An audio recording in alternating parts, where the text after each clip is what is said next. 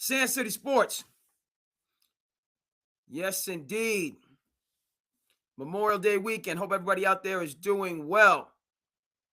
All right, let's go across the board and see how we are doing. Go across the board and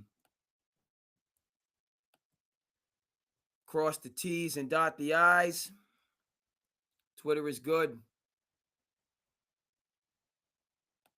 IG is good.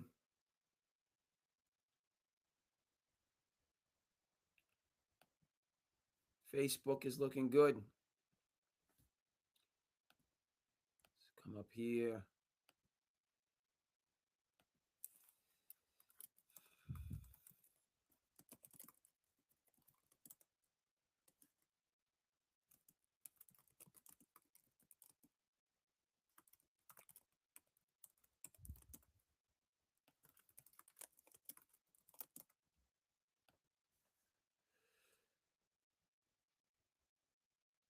All right. What's going on?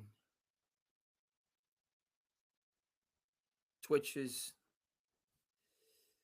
All right. And last but not least,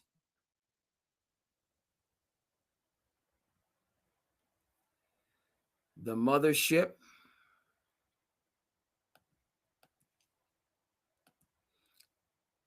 Okay. IG, the YouTube is good. Let's come on over. Where am I? Goodness gracious, we got stuff all over the place. We got things all over the place. Hope everybody, as we get our ducks in a row over here. All right.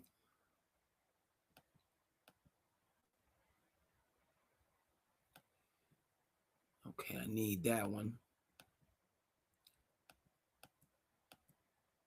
Got to get our ducks in a row. All right. Things are looking good. About 3 minutes to go. Spurs, 8-point lead.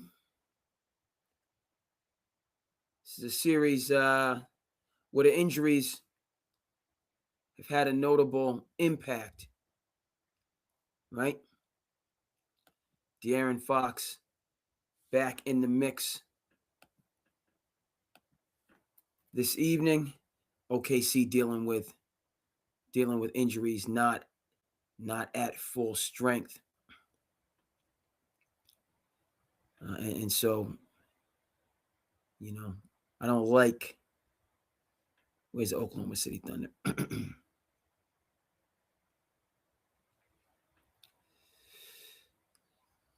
I don't like when, there we go, out of the Northwest Division. Interesting they have the Thunder in the Northwest when they are centrally located. They're in the breadbasket.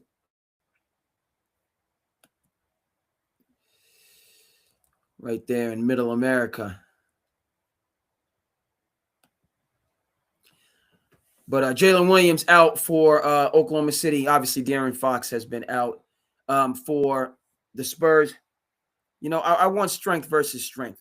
I don't like, when injuries play a role, in terms of swinging series and potentially deciding series. Go back some years. Remember when Kawhi Leonard was knocked out in that first round series against the Golden State Warriors, when the San Antonio Spurs would have pushed the Golden State Warriors, right? Shooting the three and on the closeout, didn't give them a space to land. Kawhi ends up being knocked out of the entire series. Also a flashpoint for changing the rules around closeouts. Cannot step under a player, getting that language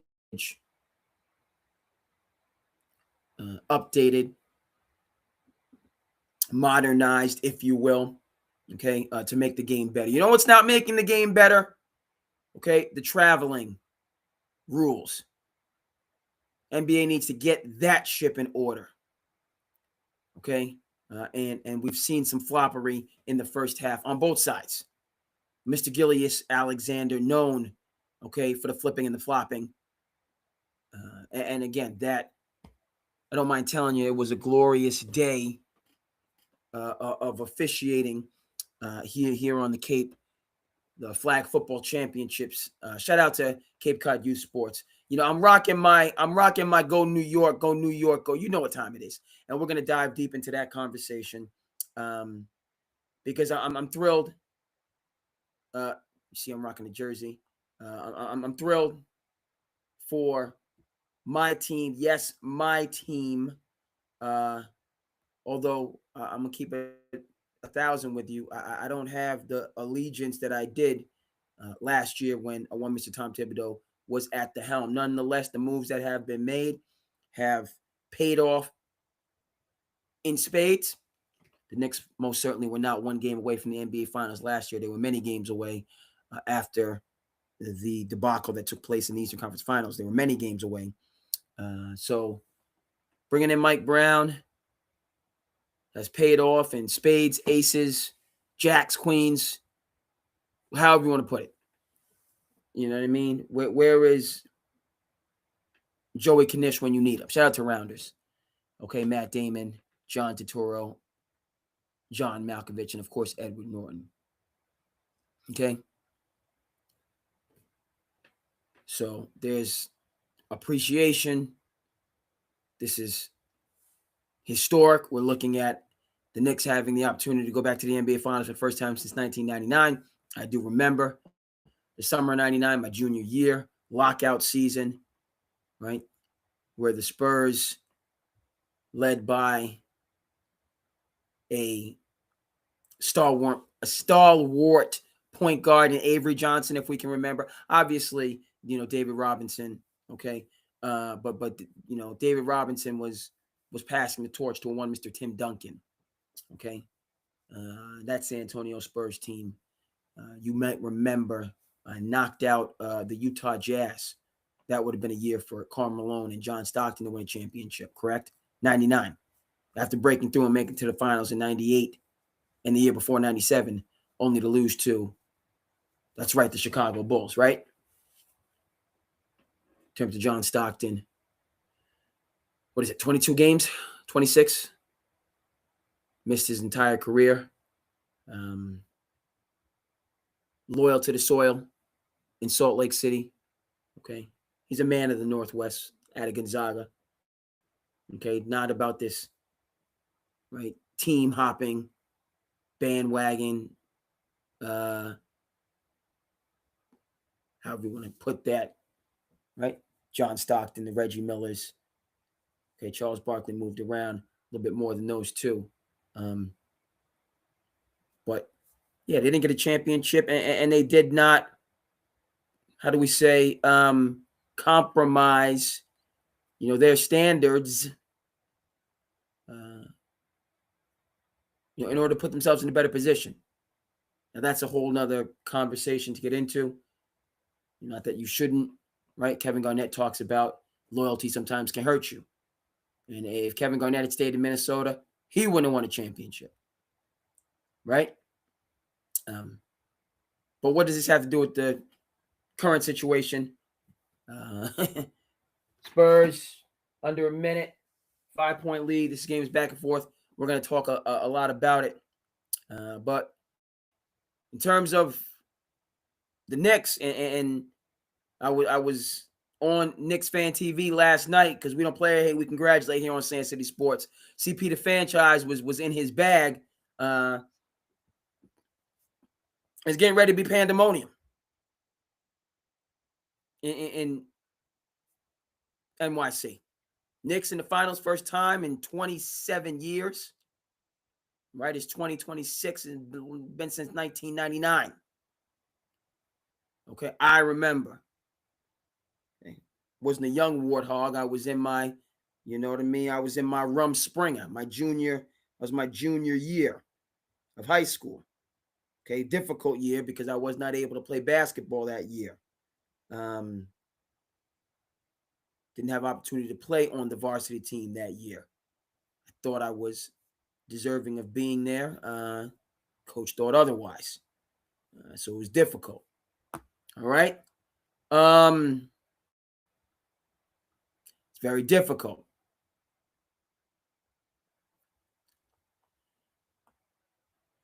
Just kind of bring me back there. Case in point is, I stayed connected and tied to the game even as I was going through my go-through in those years. So NBA Finals and one Mr. Jeff Van Gundy, who Jeff Van Gundy is at the top of the list. We shall discuss. Masai Ujiri is doing his thing the right way and has his eyes on Jeff Van Gundy to lead the way. And that'll be a very good decision, just like it'll be a very good decision for the Chicago Bulls to bring in Tom Thibodeau to skipper that shit. Okay? Speaking of which. But, that 99 season, Spurs over my Knicks. Knicks break through, make it to the finals as an 8th seed that year. You may or may not remember. Okay? I'm dating myself as in showing my age a little bit. I don't care. Okay, Knicks were an 8th seed, broke through, made it through to the NBA Finals. I think that was the year that they beat Miami. Allen Houston hit the crazy shot to beat Miami in the first round. First round series might have still been 5 games in those days. Right? Wemby. Woo! You saw what I saw, folks. You saw we watching it live right now, folks. I just saw it and you just saw it. Okay? Wemby from the half, right? Spurs take that 12-point lead. The crowd goes wild. What are we doing here, folks? Are we looking at? And I'm just saying right now, I borrowed this take. I borrowed because it wasn't even in my mind. I'm still trying to, right? You saw it. I saw it. He's shooting from half court just like it's a regular shot. That wasn't a heave. That was a jumper. This unicorn. All right. Said it before. I'll say it again. We can go back to the beginning of the season as far as this. I've been understood that the San Antonio Spurs team is dangerous, and we're seeing it now. And there's a lot of but you check the receipts on SandCity. Okay, you put together these young Lions. Okay, with the backgrounds they have, we're talking about Stephon Castle coming from the St. Anthony's tradition under the leadership of Danny Hurley. Why you go to UConn? Why you put yourself in a situation to be coached hard so you can be ready on day one, right? We talk about the miracle of St. Anthony's. Shout out to Woj. Go ahead and check that book out. I got it at Borders when they was going out of business. We don't even remember Borders. I got it at Borders for like $1.99. Had to get it. Didn't even, I knew about it, paperback edition, read it. Out of this world. Shout out to Woj in his contribution. The miracle of St. Anthony's, out of this world. All right? But why do you come up under a real sensei? Why do you put yourself through the hard way when everybody else is, Copacabana, the whole AAU grassroots glorification, glamorization of the youth, the young athletes? When no, you need to be coached. You know. You need to hear no. You need to hear or else. You're gonna do this or else. You're going to do this because I said so. That old school, that old way. Why do that when the NIL and everybody, you can't miss, and we're and it's I did a bunch of youth games. It was a wonderful day today in terms of refereeing. We'll talk a little bit more about that, and I certainly remember and went through it myself. But the point is, the miracle of St. Anthony's. Yeah, Bobby Hurley Jr. You thought he had a silver spoon in his mouth. I thought he had a silver spoon in his mouth because he's from Duke, right? Did not realize this man was tried and true coming out of Jersey City. Had no idea. All right, Bobby Hurley, 6'1" in Timberlands, 160 pounds soaking wet, giving John Stockton the business, the absolute BI in 92, the one sole game the Dream Team lost to the college kids. The legend is to this day. Okay, John Stockton, who they ain't won nothing. I keep saying John Stockton, but really Team USA. As in Magic. Yeah, Magic got some of this. Michael got some of this. Mully Mo, Chris Mull, y'all all got some of this. As the college kids took it to the dream team, their soul lost. Before the next day, they came through and beat them by 80. But they took that soul loss. And Bobby Hurley had a lot to do with that, out there running and gunning, fearless. Where does that come from? It come from Jersey City and Bobby Hurley Sr. No, all right?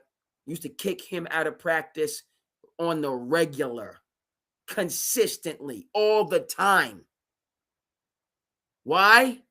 Because he realized how good of a high school basketball player that he was, and he was not going to allow him to become complacent. What was the end result? Okay, who was the MVP 1990 All-American game? MVP 1990, who was it? Okay, it was a co MVP. The one was Shaquille O'Neal. You've heard of him? Saw him on Inside the NBA, which we're fortunate to have still going. You saw him on Inside the NBA the other day. He was at his college. He was at his son's graduation at Sacramento State. Son went to play for Mike Bibby at Sacramento State, so he was at the graduation. Hopped on a plane, made it back to the ATL for the Inside the NBA. He was there for the second half. You saw that? So he was the one MVP of the 1990 McDonald's All-American game. Who did he share that award with? Yeah. Bobby Hurley Jr. 6 foot, 160 pounds, soaking wet. Yeah, that kid. From the St. Anthony's tradition. What does this have to do with the Spurs, folks? Okay, SandCity's been on this from day one. Stephon Castle coming to the NBA ready from day one. Ready. And we're seeing it. Okay, Dylan Harper out of Rutgers, son of Ron Harper, who plays golf. Small world that it is. Right? Rutgers, North Central Jersey. Ron Harper plays golf in New York, just over the line, Chestnut Ridge Golf Course. That's where my dad lived many years, since retired out to Arizona. So the small world. Go ahead. Ron Harper, please, man. Running and gunning with them Cavs in the 80s, stop it. All right? So Dylan Harper coming up from that tradition. Brothers in the NBA, obviously dad, multiple-time champion. He's ready from day one. De'Aaron Fox is their vet coming back to Texas to do it, loyal for the soil. And then you have the unicorn, Victor Wembanyama. All right? Got Vassell, Keldon Johnson. They got other pieces, campaign. Okay? Right? The Spurs, they're built a little different, folks. But this is, hey, you get a number 1 pick, a number 2 pick, a number 3. They just, obviously the Wemby sweepstakes is the. But Dylan Harper getting that pick after, you got Wemby, then you got Castle, then you got Dylan Harper. Their future is locked in. Hopefully this second apron nonsense doesn't take, they can all stay and grow. Second apron. All right? I had no problem with the Warriors. With KD and Draymond and Steph and Clay and Livingston and Iguodala and Harry. I had no problem. All right? Cleveland's teams that they done stacked on up. I had no problem with this. Second apron out here tearing apart dynasties. Okay? Most notably recently here in Boston in terms of the Drew Holiday ridiculousness. All right? So back to lesson. I know we haven't even done the intro. Almost 20 minutes in, we haven't even done the intro, but we're gonna get right there. It's looking like, well, we don't know how the West is gonna be won, but the Knicks, in terms of going into Cleveland yesterday and just knocking them out the box, first time, 99 plus 26. 99 into 2000, 26 more, counting 27.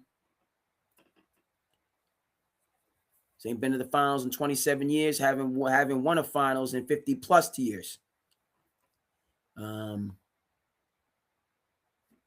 one of those two things is coming back around, as in the Knicks being in the finals, and so it's going to be bananas. Okay, and this doesn't look like we talk about the 2001 finals and the Milwaukee Bucks pushing the Sixers to the limit. Folks talking about the NBA wanted the Sixers and the Lakers, and I don't know. But there's no need for any sort of conjecture or possibility or whatever. And Knicks are just winners of 10 straight playoff games. They are red hot. It's a beautiful thing. And in the Western Conference, as we get ready to head into the intro, 20 minutes into the episode, the Spurs are healthy. I want to see Jalen Williams. Come on, man. I don't like teams having key players, all-stars missing. I need strength versus strength. That's why I need strength versus strength. In which circumstance I favor the Spurs, and that's been consistent. I just do. Nothing against OKC. They're strong culture. They got the Spurs. Come on now. They're loaded. They're young. Youth and experience. They're loaded. And again, this is not a Jimmy Jackson, Jamal Mashburn, Jason Kidd situation where they don't really have leadership. They're playing. This is the San Antonio Spurs. We're Greg Popovich. We're fortunate that Popovich is still, right, a part of the league and a part of the organization. He's slowing down tremendously. And hey, Father Time is undefeated. But the point is that culture remains in San Antonio. So these young Lions who came in with character, they came to San Antonio with character, just like La Cosa Nova, with what was going on in New York. What was going on in New York with Ragu, okay? Yeah, Ragu was doing his thing in Minnesota, but you had Ragu, you had DiVincenzo, okay? You had Jalen Brunson, okay? You had Josh Hart. And then right now I was listening to CP and Knicks Fan TV. Now everybody want to be about Mikal Bridges and forget them picks. You didn't need them picks. But when the struggle was on and y'all had some things to say, I've been La Cosa Nova,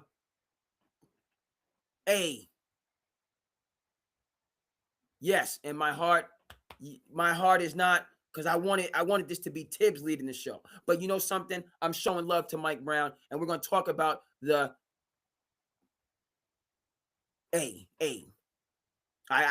see, I can't even come up, because I don't want to jinx anything, but this has been, and there's no two ways about it. I can use this adjective. It's historic. What's taken place over these last 10 games, statistically, it's historic. Mike Brown has locked it, turned, so, it wasn't all sunshine and rainbows. It is right now. I've been clear on this, consistent. Okay? My heart is hurt. I wanted this to be Tibbs. Tibbs gets another opportunity in Chicago. I'm good with it. Get the Chicago Bulls gear ready to go. But I'm still pulling for the Knicks. Still happy for the Knicks. My background, my upbringing, being born in the great state of New Jersey, growing up in Rockland County, New York, going to the Knicks games. Yes, going to the Knicks games in 92 against the Bulls.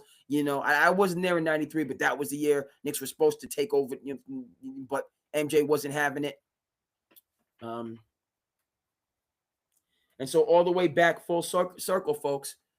Yeah, Tim Duncan snatched the championship away from the Knicks that year, even though, they were, the 8th seed in 99. But really more so, he snatched away a championship from John Stockton and Karl Malone, because that would have been their championship to win in 99. Lockout shortened year, it is what it is. But Spurs said no. Spurs, took championships from a lot of people. Took a championship from the Pistons in 05. Yeah, Pistons were supposed to win back-to-back, but they didn't. Spurs and Robert Horry, and you know what I mean? They didn't. So San Antonio been on that, snatching championships from people, rewriting narratives. You understand? What's going on, Chris? Welcome. Yes. You see, you know what I mean? Was just discussing. I still got my gear. Okay? It's different. It's different because my coach is in there.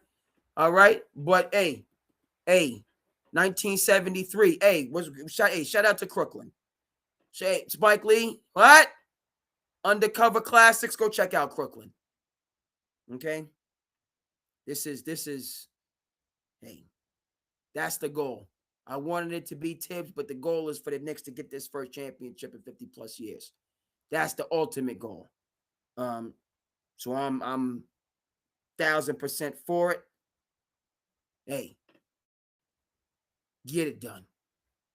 And Mike Brown, I never had nothing against Mike Brown. All right?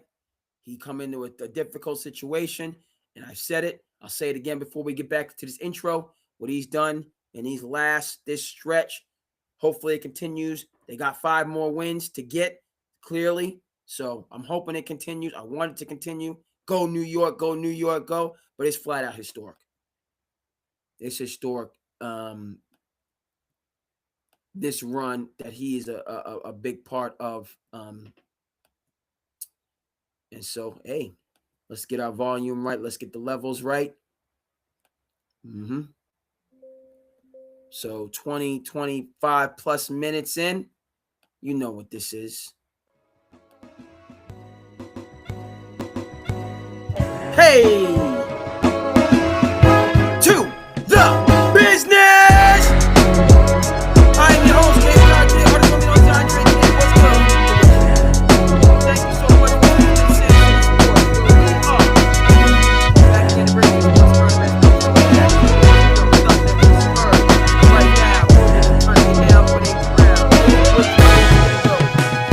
Hey! Run that back. You see what's going on in the NYC? NY, you know me. It was it over just a week ago? What has happened last 4, 5, 6, 7, 8, 9, 10 years?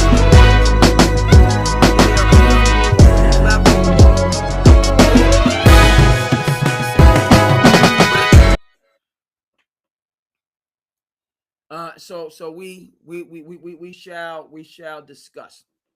Okay. But right now we're down in the Lone Star State. Second half is getting ready to get moving and grooving. By no way, shape, or form is this game in the bag. What, Spurs 7-8, 9-10 lead. But Oklahoma City, hey, even though they're shorthanded, right? And of course, Spurs are shorthanded in game 1 when Wemby, put together his masterpiece, assisted by a one Mr. Dylan Harper. So if I'm the Spurs, look, I can't look no gift horse in the mouth. You gotta lay hands on this Oklahoma City team right now and get them up out of here, all right, and not allow them, which they are more than capable of doing, of stealing, of snatching this game away from you when you're finally fully healthy at home. And as they start the half off, Kassan Wallace of UConn fame played his grassroots basketball for pro skills, on the EYBL circuit. This is a sneaker weekend, long weekend, Memorial Day weekend. So the EYBL is going on. I got to check to see if the other circuits are playing. Okay.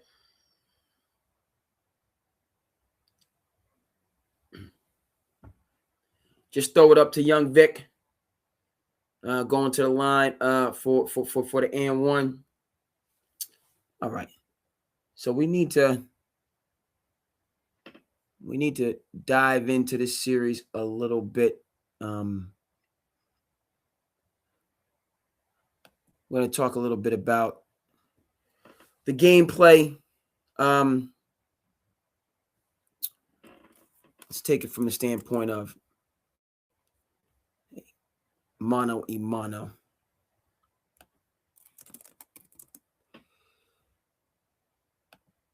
All right, the two skippers.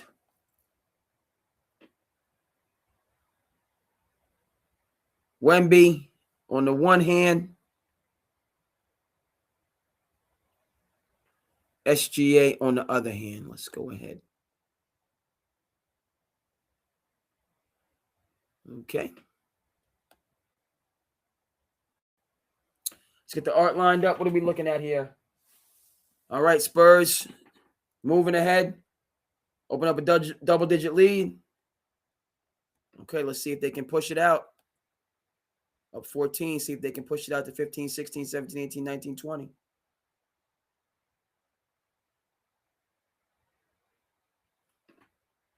All right, timeout OKC. Yep. Okay.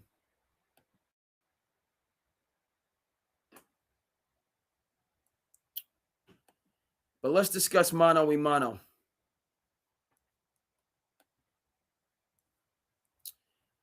In terms of this series. So we're talking Wemby, we're talking SGA. This mano a mano we got going on. Let's get the art lined up here. Yes, sir.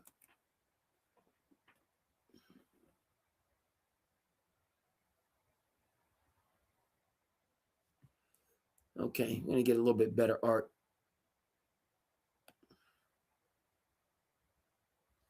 Yeah, that's the art that we needed.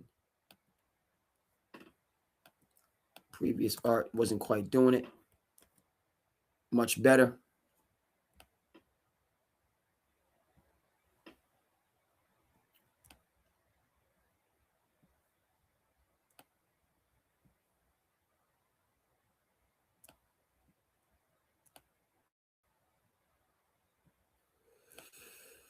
All right, let's rock and roll.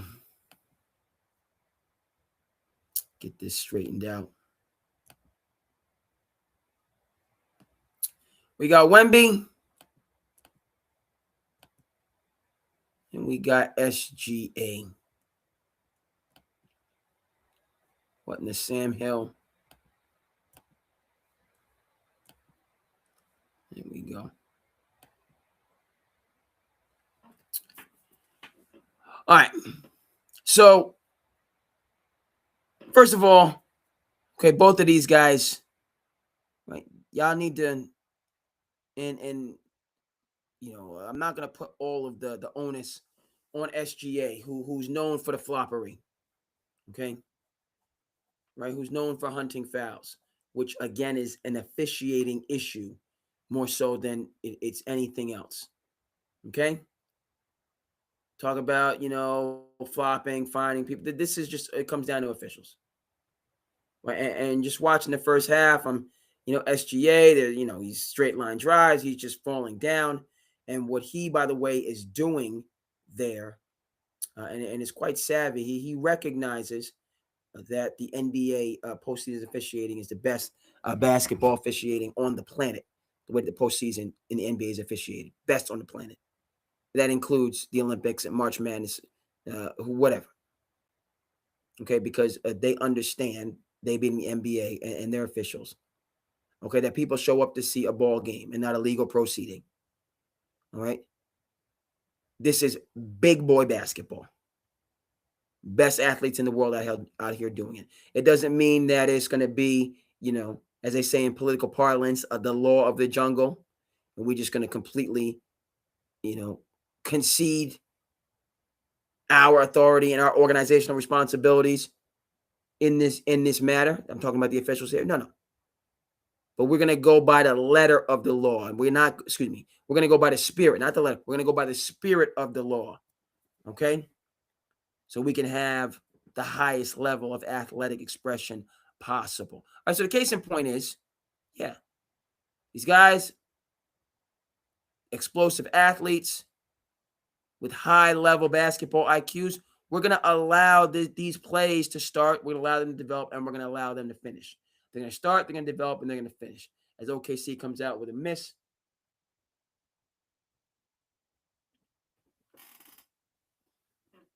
Now we got a call. All right. But before we get into the two alphas who will be taking the NBA through the 21st century, right? I'm watching and I'm seeing that SGA, being savvy, knows that the referees are going to hold their whistle. They're going to hold it. They don't want to step in. They're going to hold their whistle till they have to step in. And so he's going in there, and there's contact on a straight line drive, and he just kind of falls back. Like, that's a very savvy, sophisticated maneuver because he's putting the referees to the test, right? I do not want to step in. I want you, as in two-time MVP SGA, okay, to use your superpowers, all right, and play through that contact, which you're more than capable of doing, to finish these plays. Now, if there is contact, elbow to the chest, swipe down, right? Oh, it was a clean block. No. You weren't vertical. You weren't vertical. Man shall not fly in the house of Mutombo. Mutombo was always coming down hitting the ball. Okay? Not the hand, not the wrist, not the forearm, the ball. So you go from 12 to 6. You better get all ball. Because if you get any part of arm, wrist, bicep, tricep, that's a foul. Keep your verticality and you stay out of all that trouble.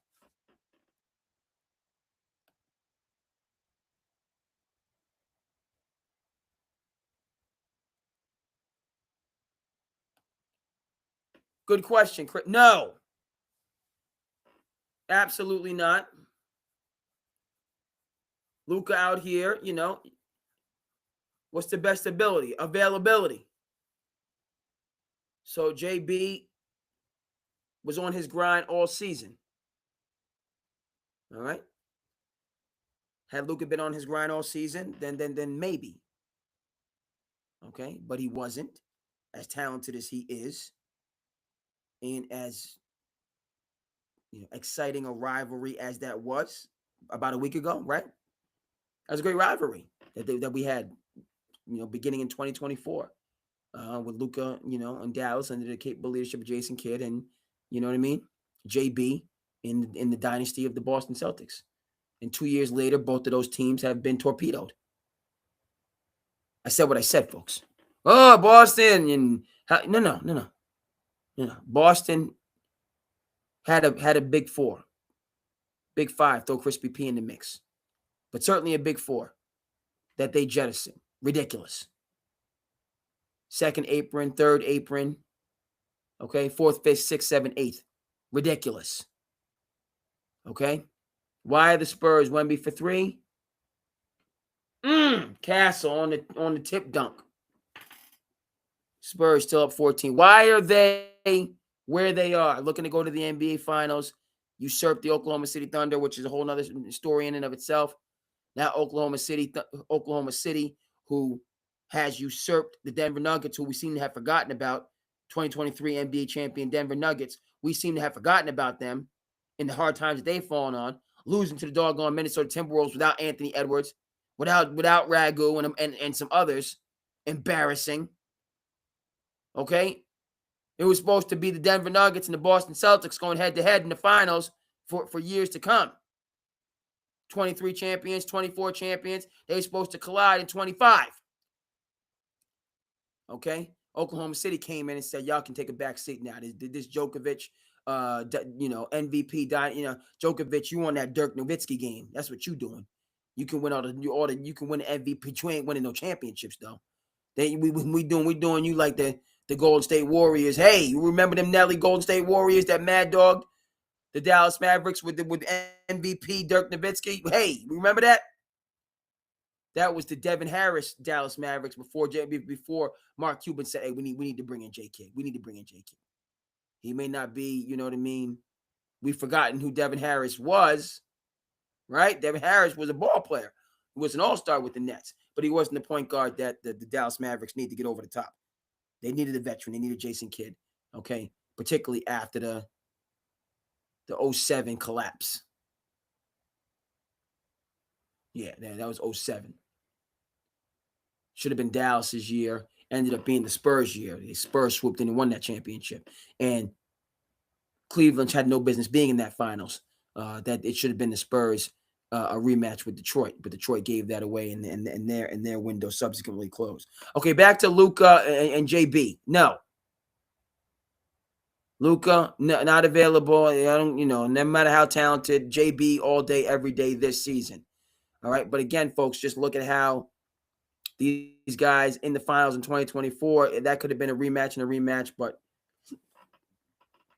Celtics get one more year, and then you want to boo-hoo about a second apron that you should have avoided. And now you trade away the piece that they need. Okay, we'll get to the Celtics.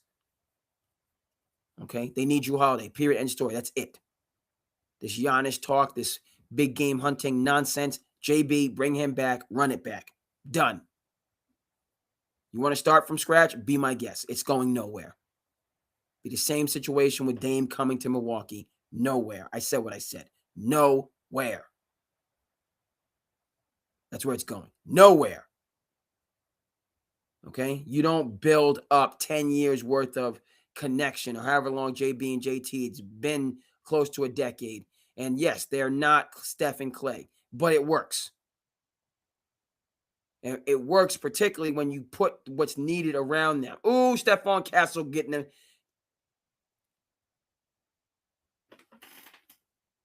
Yeah, yep. What do we say? Spurs? They right? Fully healthy? Yeah, we're going to put it on you now. At home, we're going to put it on you now. The one you, Harper, to Stephon Castle? Yeah. That's Jersey right there. One by way of Rutgers, the other one by way of St. Anthony's. Okay. St. Anthony's, the Stores, Connecticut model. Yeah. Hold on, wait. Are there 3 of them? Are there 3 young lions in San Antonio? No. There's 4.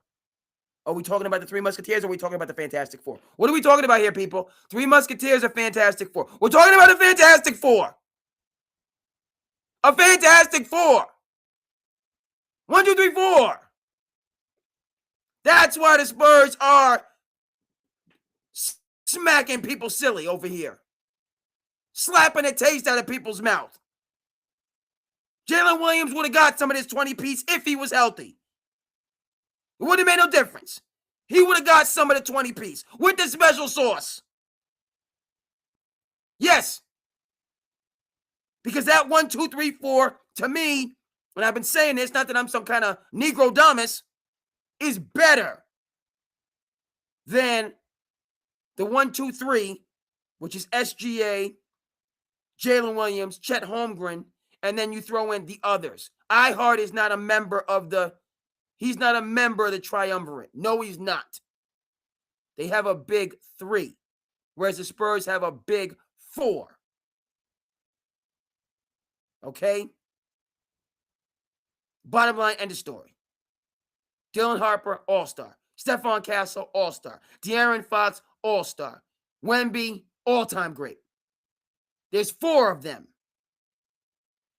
And the Celtics had 4. And they traded away the X factor. So now they only have 3. And I'm putting Derek White in that category. But if they had the 4 together, okay, now you're championship grade. Celtics are not a championship grade team with just 3. They're not. Nor will they continue to be. I've been saying this. Huh? So that's the Celtics. Okay, we're talking about the strength versus strength that we have in the West that we're seeing right here in terms of, right? Yeah. And it's not just that they're giving them the 20-piece with the sweet and sour, okay, right now. When you go to get your Wendy's, by the way, craziness. Brave New World. Y'all go to Wendy's, y'all see what's going on? I go to Wendy's, I'm looking for somebody to take my order. I want a conversation, okay? We need conversation. What did the Surgeon General say? Loneliness is like as bad as 15 cigarettes. We got to connect, people. We can't be isolated. We need to connect. I go to Wendy, even though, but I'm happy to get my spicy chicken sandwich and my 3 junior bacon cheeseburgers. And I'm getting some spice. I'm getting some chicken nuggets with the sweet and sour. Yeah, come on now. I'm not showing up unless you know I'm gonna bang out. I'm banging out. I got to do what I got to do. I go to Wendy's to get, I was hungering for that Wendy's. I'm talking to some AI, man. I go to Wendy's, I'm talking to, I can't, where's my connection? Where's my human? I'm talking to AI. It's like this world, this brave new world, man, come on. I need the human connection when I go to Wendy's. Stop this. It's craziness. Okay. Chet for 3, no. Yeah. Yeah, they might be resting the starters in the fourth quarter. What do we got here? No, I'm not getting ahead of myself. Young Harp. Castle. Okay. I'm not getting ahead of myself. I'm not going to, because Oklahoma City, they cut it to 10. They can cut it to 10. But right now, Spurs feeling it. And the point of fact is, we'll see how this game goes. Right? I like how the Spurs are making this move to make this statement, to put this game out of reach. Still 7 minutes in the third quarter. So, right? Oklahoma City, they should be trusting their process.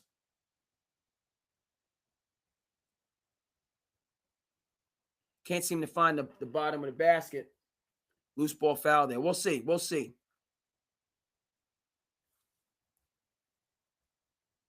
This is what's going on in See, now, especially because out west, you guys already have, when I was out in Arizona, I saw this, so I know this is the case in California. You guys already have autonomous vehicles driving around all over the place.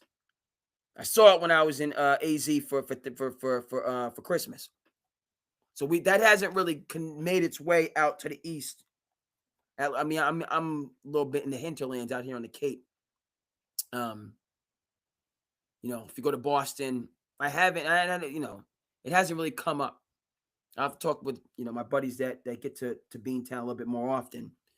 But you guys out west, those autonomous vehicles just driving around, got the little cylinder, on the top. So, no, this robotics, this AI that's coming through. Yeah. The Waymos. The Waymo, somebody in a bunker somewhere with the video games driving up. I mean, I'm sorry. That's another thing. Right? I don't trust. No. If I call an Uber, I want an Uber. I want to talk to somebody for a quick 5-10 minutes and get to where I don't need a Waymo. All right. But I'm not doing no Waymo on the highway. Heck no. I'm not doing no Waymo on the highway. If we got to jump on the highway, the interstate, no, I ain't doing it. No. I need to see. If I do my lift, okay. You know what I mean? Cheryl, or Steve, or Shanae, or whoever it is. I need to see who is driving me from the airport to the spot. No, I don't need no R2D2. I don't need R2D2 to get me. No. Not having that. How you come on. Chris, come on now. We ain't doing unless George Lucas signs off. And did George Lucas sign off on the Waymo? Then I'm not taking it. I ain't taking it unless George Lucas himself come through and say, listen, you can trust R2D2. All right, I'm good now. But I'm not just going on the strength of some corporation that no, ridiculous. All right, Spurs 23-point lead, 5 minutes. Yeah, ridiculous. I don't know what to tell. It's just these data centers popping up everywhere, gobbling up all the doggone water. Heck is going on. That's another thing. Just quickly, we'll get to data centers. There's no water in the ocean. What are we doing here, people? Now, I know some of these data centers, they're not all on the coastline, so maybe I get that. But build them on the coastline where you got plenty of salt water to come cool these things off. You're gobbling up all the water in these municipalities. Ridiculous. Okay? They should be responsible for bringing in the salt water to cool these things off. Making enough money as it is. Okay? Sidebar. All right? You could tell Elon and Why? I mean, they probably know this Brave New World. I mean, it would be somewhat difficult to find me on SandCity because smaller footprint. But this Brave New World, they know what they know. But that data centers and AI and all this other stuff. But doggone it, I want to talk to somebody when I go on my Wendy's. This needs to be corrected right up there with the rest of it. Another thing, folks, as we see the two alphas right here, the two alphas over here, and I don't know if you're feeling it, but I'm feeling it, right? And right, we have this slide. I'm not going to put it up right now, but you know how SandCity feels about this. Everybody got a plan till they get punched in the mouth. Everybody, I've said it, and I'll say it again and again, because I came up, I'm awesome 80s, baby, okay? So I came up on Mike Tyson knockout. So I'm going to say it again and again, all right? If you didn't enjoy Mike Tyson knockout on Nintendo like I did, okay, then you don't have the affinity to Iron Mike that the awesome 80s babies have, all right? I came up Nintendo Mike Tyson knockout to get to that last level. When you know what I mean? You had to go through all the different to get to Iron Mike, and then you wasn't beating Iron Mike, okay, unless you did at least 3, 4, 5 attempts. 3, 4, 5, 6, 7, 8. Just like you wasn't beating Contra. And now, remember Contra, we had to do that left, right, A, B, left, right to get the 99 lives. But if you was really, really, really about it, you could beat Contra with only 3 lives. Remember that? The real gamers could beat Contra with only 3. But we had to do the left, right, A, B to get that 99. Okay? All right? But again, hey, come on now, Chris. Tell them what to, hey, come on now. The left, right, A, B, one, that's what we had to do. If you know what I mean? But once you got into that next echelon, because this is before the online. We ain't have no online. We had come over. We had come through. We ain't have online at this particular point in time. If you was the best, whatever, MLB or Madden play, then you came over. We came to the house. We was all in one room. You had skills from your come, hey. All right, and we gonna put some Wendy's or some Entenmann donuts on the game. We couldn't. We weren't playing with people over in Seattle, okay, in Geneva, in Tokyo. We weren't, right. Come the Double Dragon. See, I need to be on your podcast, man. This man said Double Dragon. I got to get that on the screen, man. He Mortal Kombat is after Double Dragon. Double Dragon? What? I told you I was in 2nd grade. No. Forget 2nd grade. I was in 1st grade with Homer Murray. Bill Murray's son was in my class. Miss Cavarzazzi. 1st grade. Homer was in my class. We were 2 little Thundercats. Because I gotta, I don't know if I have a gift for gab, but I'm talking to you, right? So I've been this way from Jump Street. So I was out there trying to have little, protest in 1st grade. Why does Susie Q get to sit there and I have to sit here? Why did she get fruit roll-ups and I was a little rebel rouser? I think about it now, and I'm working education and need a little thunder. They give everything that they give me is just, it's just karma. I mean, it goes around karma because I was the same way as some of these little, questioning everything, wanting things my way, impatient, the whole 9 yards. What? Them Saturday WWF. Okay? Waffles in the morning. Them Saturday morning cartoons. I talk about this now. My parents, I talk to my family. My mom, she had me doing piano lessons. And so we would actually get up on Saturday morning early, and then they were in Westchester, which might as well have been on Mars. So Saturday morning, get up, and I was like, I don't want to get up. This is my day off, my day off. I'm in like 1st or 2nd grade, and I got to get up early. We get in the car, and we got to go all the way to Westchester. And I'm sitting there, and we did it for like a month, every week, every Saturday. And then finally I said, I'm just not into this. And I look back and I'm like, man, I don't know how to play an instrument to this day. My mom paid for these piano lessons with somebody who was like but I just remember being there. And you might be like, I just did not want to be there. Like, I specifically remember going into this woman's apartment. It might have been in the city. I don't even remember, I think it was in Westchester, but it might have been in NYC. She had like this apartment, and then she had like her studio, and she's like, you have nice fingers. And, and interestingly enough, I can't play the piano, but I love, typing and all, sitting on my keyboard, typing up papers and all that stuff. I love that stuff. But I don't know how to play an instrument, never mind the piano. Now I look back and I kick myself, but I can just remember how frustrating it was as a first second. I just did not want any parts of it. Now, again, had it not been on a Saturday morning, it might have been a different story. Had it been on like a Wednesday afternoon and it had been like in the neighborhood, I might know how to play the piano today. But point that Chris is bringing up about WWF, Saturday Night Friends, spending, Waffle. Bro, Saturday morning cartoons, Fat Albert and the gang. What?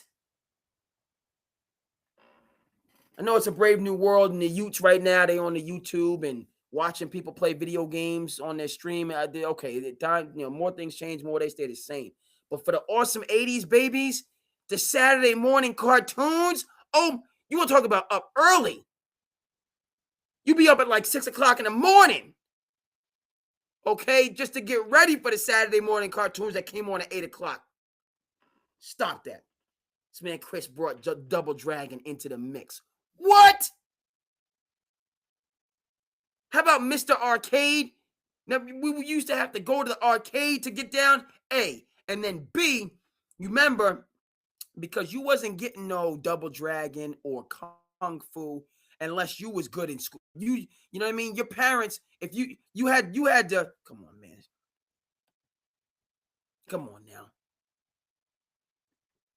Like, you had to be, you used to be begging my parents for these video games. Please.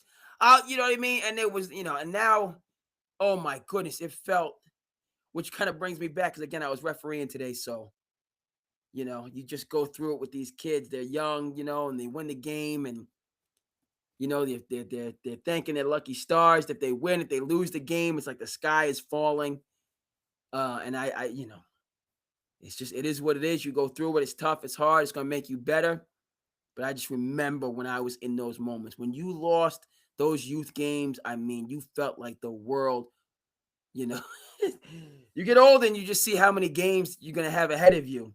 But at the time, it's like you'll never pick up another football, basketball, baseball again when you take these losses. But that's exactly how I, when we would lose in CYO or whatever the case may be, I took it hard.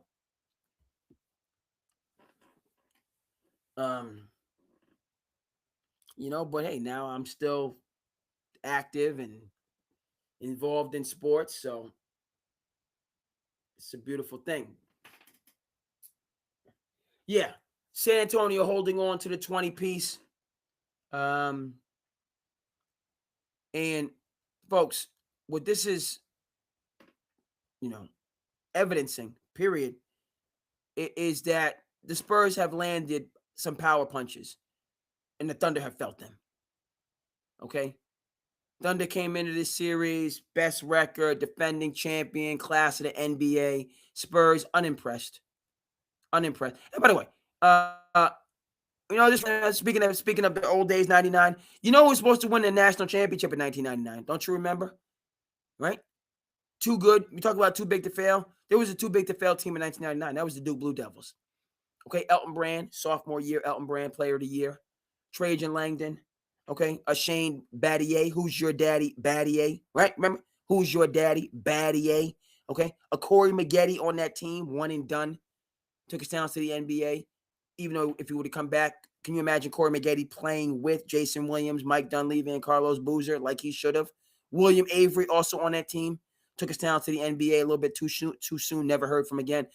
Duke was stacked in 99. Like, just I've named all those guys. Battier went back to graduate, but Elton Brand, Trajan Langdon, Corey Maggette, William Avery might have been drafted in the first round, might have moved down to the second round. Right? Just loaded. Clobbering teams all year. We want to talk about this idea of privilege in terms of how Duke is viewed. They're just viewed, now again, that obviously the media, they're big brand, but it goes the other way. People don't like Duke, and you love to hate them, or you just love them because they're extremely athletic, and it's a Southern Ivy, so they have the academic background as well. But yeah, they were supposed to win the championship in 99, but who came through and snatched that championship? Unimpressed. Yeah, them UConn Huskies. We remember Khalid El-Hamain. Remember that Khalid El-Hamain? Okay? That, right? Can't call him a bodyguard, even though he had a lot of body. A bodyguard is Chauncey Billups, strong, burly. Khalid El-Hamain was the round mounder. He was the mini round mounder rebound. Okay, Rip Hamilton, Jake Bosco. We've talked about this, Chris, previously. Okay, unimpressed. UConn was unimpressed. Okay, you're Duke, you're 8, 9, 10 deep, whatever. We UConn, we 4, 5, 6 deep. But we're not backing down, not one iota. And they beat that Duke team as underdogs. And then they, by the way, came back in 2004 when it was strength versus strength.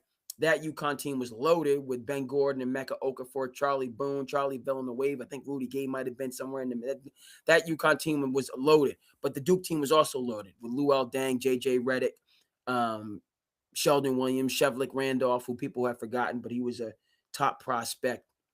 Chris Duhon, right? That was okay. Either one of those teams would have, but UConn was not to be denied, and they went to the Natty and smacked the taste out of Georgia Tech's mouth, led by one Mr. Jared Jack, who played at Worcester Academy when I was in prep school. Yeah, unimpressed. Okay, and the Spurs are just unimpressed by Oklahoma City. Yeah. Oklahoma who? What'd you say your name was? Right? And the point is, Oklahoma City feels that. They're starting to sense that. Okay? That they, who have been the predominant favorite these last couple of years, are now the underdog. Yeah. Okay? Underdog as in not the favorites.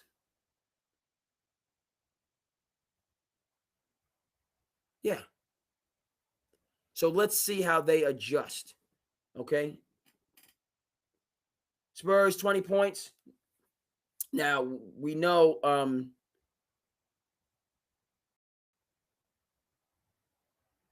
San Antonio getting all the loose balls. And they're just running roughshod over Oklahoma City right now. Yeah. Dictating the terms. We'll see if OKC, we'll see. Again, I'm 10 toes down in terms of how I see this. Okay, in terms of the Spurs, healthy, right? I know Oklahoma City, but the Spurs are healthy. Look across the way and say, just like we're better than you. Period. Your narratives, we're better. Period. And we ain't waiting our turn, and we're better right now, and so we're gonna take it to you. All right. Okay, and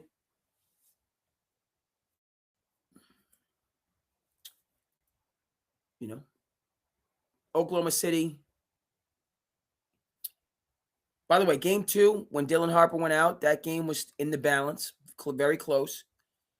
I was at an event, so I didn't get a chance to watch the event, meaning, it's all the school things that are going on right now. So, was at the prom. Appreciate the Buster. Appreciate you checking in on IG. Appreciate that very much. Folks stopping by. If you have anything, go ahead, comment, let me know. We can shift the narrative as needed, but I appreciate those folks checking in.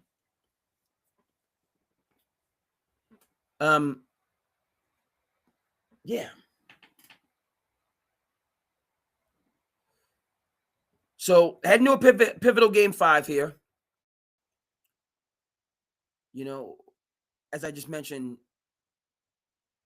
didn't get a chance to watch game 3 wire to wire, but Oklahoma City coming in and snatching that first game on the Spurs home court shows the resilience, their ability to make adjustments, so on and forth. Okay. Nonetheless, strength versus strength. These two teams both healthy, advantage Spurs, and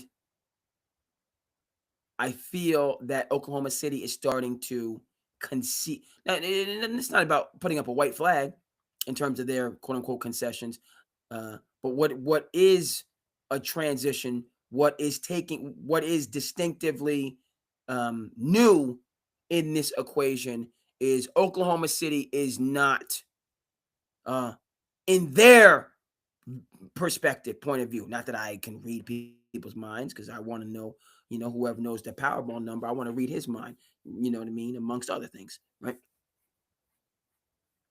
But Oklahoma City is not I don't believe, that they have the view that they have a decided upper hand, meaning we're in a dogfight. We don't know. This is not going as we thought it would, i.e., if you are an endurance athlete, you run a marathon, never mind an ultra marathon. Okay, talk about the Barkley Marathon. Okay, by the way, check out that documentary on Netflix or wherever you can find it. It's Out of This World. Okay, these folks that push themselves over and beyond the limits. And one of the things that I gleaned from learning about these individuals who burned the fat off of their souls, one of the things I learned about them from a distance is, look, we're about this, and we do the work in silence behind the scenes of people, to be able to even, consider participating in these type of events. Okay. But one of the things, is that it's not going to be the way you planned it to be. After all your training, the work, endless hours upon it, it's not going to be the way you plan it to be. It's not. It's going to put you in places. There's going to be, far out of your comfort zone. It's going to push you, no matter how prepared, trained, or, it's going to stretch you very thin. And you're going to have to respond and find your balance, your way, okay, in those extremely trying circumstances, and just keep going, to the point where you do get back in some sort of a rhythm to keep, to finish, these endurance races. All right. And that's what's taking place in the Oklahoma City camp. They had it charted out. Their championship would repeat in this fashion, and now they're being brought into a whole different realm. Could they still repeat? Could they still find? No doubt. All right, but this is off the script for Oklahoma City. And the Spurs are playing with house money. They're the new kids on the block. Okay? Yeah, they got nothing to lose. Whereas Oklahoma City is feeling like that. You're right. Nobody roots for Goliath. Nobody roots for them. You're expected to do something. We just expect you to do it. Never mind how hard it is. All right. So now they got to deal with that pressure of the expectations of people saying, I thought you was right. What's going on? How you gonna let these young lions? What's going on with that? All right, so we shall see. Okay, love the fact Spurs come out here putting it out of reach for Oklahoma City Thunder, even though we saw that game one for the Knicks and Cleveland was supposed to be out of reach, and then who knows what happened. All right, so I'm not putting this game out of the way.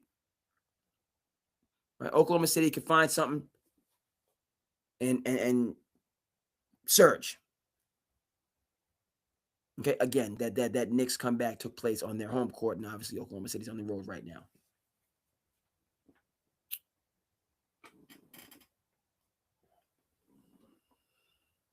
But yeah, both of these individuals, they need to, right?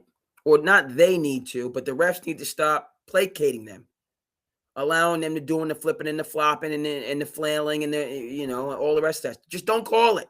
I don't care if you're the MVP. I don't care if you're the future MVP. No, you get no whistles. Okay? You can look at me. We can go, but no, this is an official thing. This is on the referees. Okay? Don't buy into these guys refereeing these finals, conference finals game. They're the best referees on the planet.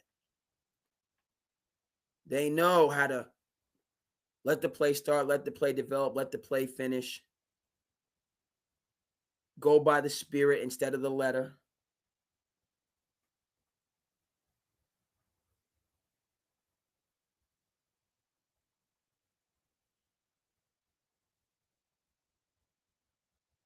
Okay? Appreciate you, Chris. I'm seeing this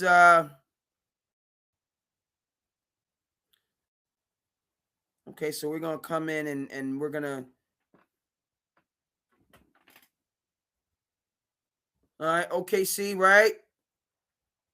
Put up the white flag, put the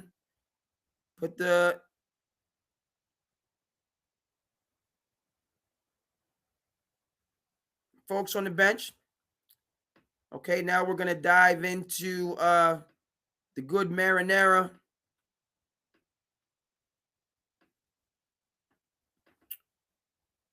Okay?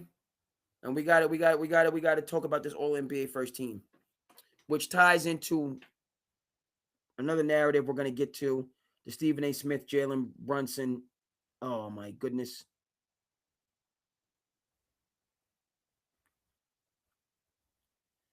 How y'all doing out there, folks? Y'all good? I just as I'm going, we're gonna get to the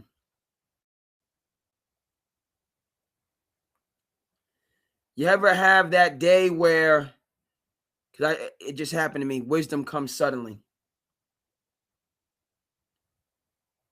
Wisdom comes subtly.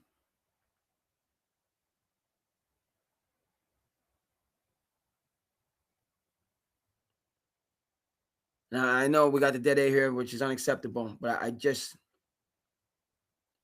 had a good day of refereeing, was wonderful, so on and forth. Then I go and I check, and you know what I mean? I just had to make sure that I double checked my lineup. Got to make sure I double checked my lineup for my fantasy baseball, because that was the one missing piece. Okay, one missing piece. Okay. Chris, see in the chat here, it just come to my mind. We're going to the All-N.B.A first team conversation, after which we will be diving into the Stephen A. Smith, Jaylen Brown conversation. A lot to get to on that, because the two things are connected. But as I went to, to get that art up, which is going to be taking place in 2 seconds, I was reminded that I did not double check. I checked, but I didn't double check my MLB roster. And so fortunately, I'm going through my pitchers. The worst thing for those of you that do fantasy sports, we have our league is a brotherhood. It started as a league. We just started with basketball, and then it moved from basketball to football, then football to baseball. So we got all the sports together, and it's just a good group of guys. We didn't all know each other. Like some people knew these people, other people, and we got to know everybody over the years. Support, respect each other, all that stuff. They chastise each other, particularly when things like this happen. You don't set your lineups. You hear about that stuff. So I'm in an 8-6 battle, folks. 8-6 absolute battle. And I'm just realizing that I got lucky on this. But got to make sure you check the lineups all day, every day. All right. So let's go ahead and come on. We're gonna dive into the JB snubbery. And then that's gonna take us, as I said. Okay. Right. And the first thing I gotta look at, because I know JB. Hold on here. Pull this up right now. Okay. First of all, let's get the art. Let's get the art. And then we'll pull up the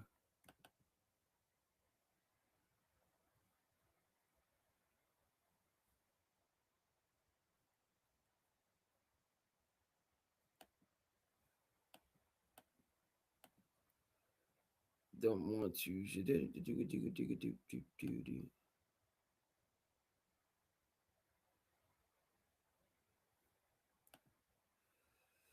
Okay, I'm here.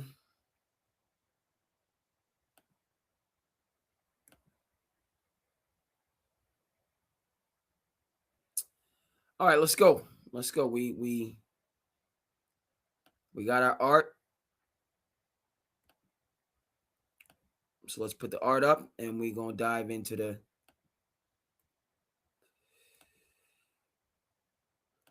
Jaylen Brown situation.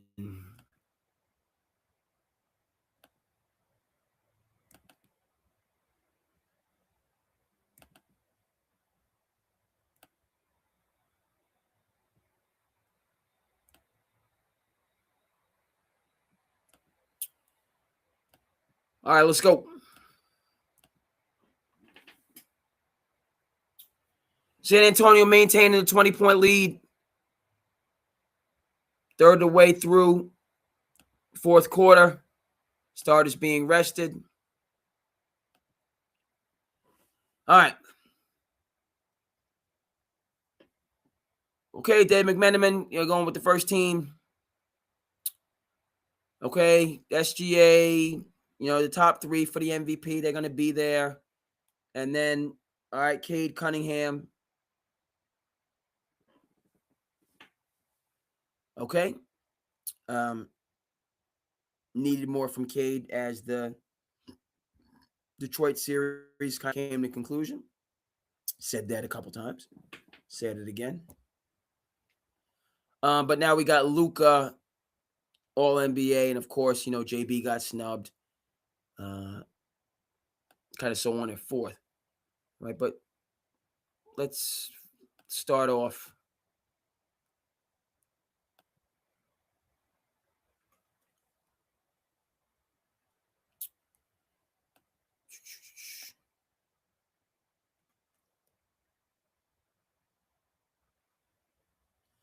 All right, so JB played in 71 games, averaging 28.7,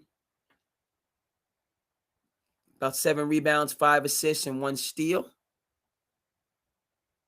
Okay. And so Luka is going to play in, 61? He's 62. He got a pass. Got some sort of reprieve.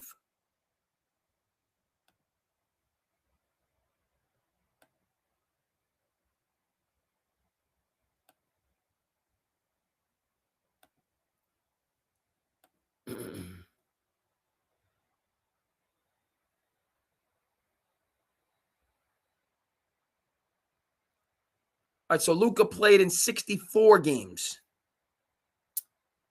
averaging 33, 5, 7, and 8. And a steal.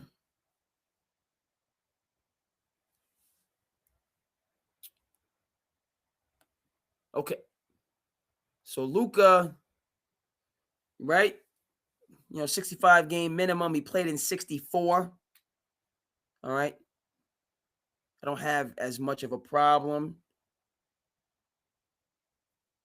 Even though, right? I thought the NBA should have held the line at 65. It's tough, when you're just one game short, but right.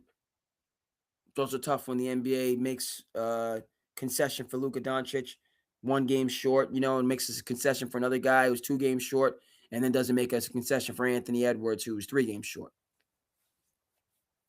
So you want to, give people the benefit of the doubt. But then it's the same thing like with the Hall of Fame. I want to let this guy in, but you let one guy in at that lower standard. Now everybody at that lower standard has a case and reclaim, rather than keeping the bar where it's at. All right. So JB plays 7 games. 71 games. That's not 78. That's not, so he missed 11 games. Luka missed 18 games. All right.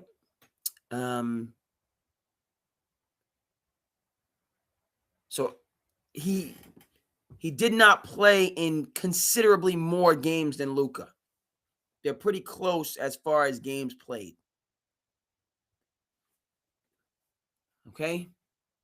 So we got JB 28-7, 6.9 rebounds. We'll give him 7 rebounds, 5 assists, a steal, and half a block. Luka 33-5. He's getting more rebounds than JB, more assists, and more steals. Turns the ball over 4 times. JB turns the ball about 4 times.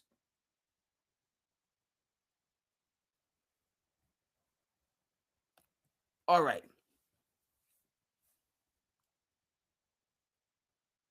Look, JB, let's keep it, it's my dude. Rock with JB. Good work he does in the community. Okay. He's out there. He is who he is. He doesn't do the code switching. He's going to tell you how he feels in the way that he expresses it. I rock with all that stuff. Okay.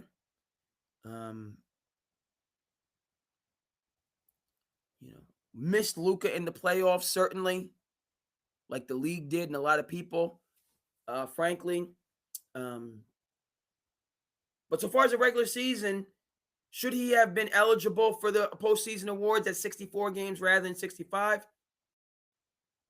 I gave you both. My heart says yes. My head says no. 65 is the rule. We give Luka a pass. We give this other guy a pass. Now we don't give Anthony Edwards a pass. And we've opened up a whole new ball of, you know what I mean? Can of worms. Let's go fishing. Let's go, deep sea fishing or ice fishing, whatever the case may be. So 65 is the number. Then 65 is what you have to get. And again, I want these guys, 64. No, because you let Luka slide. Now you got to let everybody else slide. And that's where the NBA has gone wrong since time immemorial, particularly with their Hall of Fame. Everybody's a Hall of Famer. You're a nice guy. You give to charity. Okay. You know what I mean? You let, the older folks, senior citizens go before you, in line, you cross the street. You can be in the Hall of Fame. No. The Hall of Fame is the Hall of Fame. It's not the Hall of Friends. It's not the Hall of Good. It's not the Hall of Nice. It's the Hall of Fame.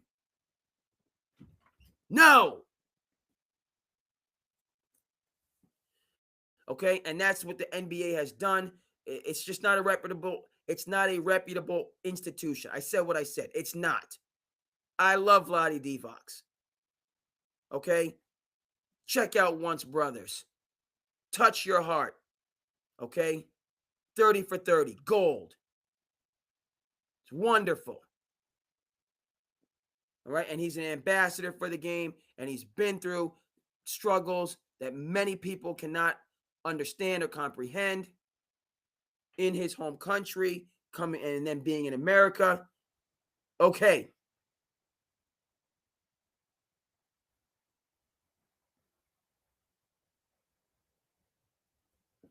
See that contact. Harper and Kassan Wallace, two young, right? Up and coming players. The point is, Vlade Divac's not a Hall of Famer. Under any stretch of the imagination. And for him to be in the quote unquote basketball or quote unquote NBA, no. And the connecting point is, you establish something, right? Hold that line. So Luka, in terms of it being MVP, no. Eligible for this, no. You didn't make the 65, then no. That said, he only played 7 games less than JB. 71, that he's not like, it's not high 70s. So Luka's just right. He's very close in terms of overall games played. And then, he scored more points. He got more rebounds. He got more assists. He got more steals. So JB played 7 more games than him.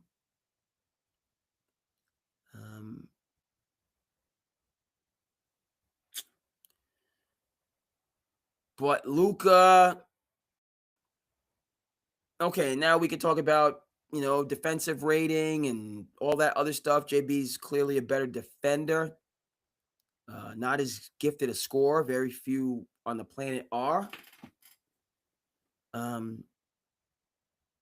he's stacking up the statistics in those other categories. Rebounds, assists, and steals.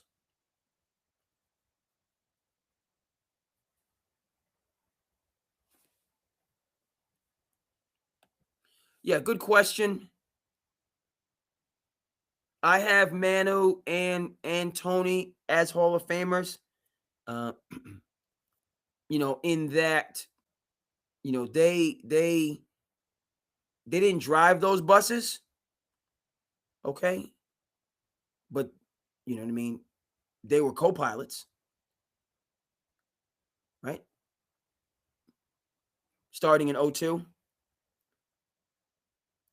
Okay. Or 03, excuse me. The 03 championship, the 05 championship, the 07 championship, and then their battles with the Heatles. Those later championships. What are we talking? LeBron loses in 10. Hold on. No, he loses in 11 to Dallas, wins in 12, wins in 13, and then loses in 14.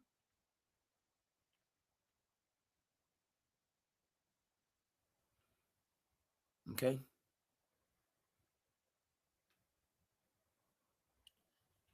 So, yeah. Manu and Tony, are driving forces, within the 03.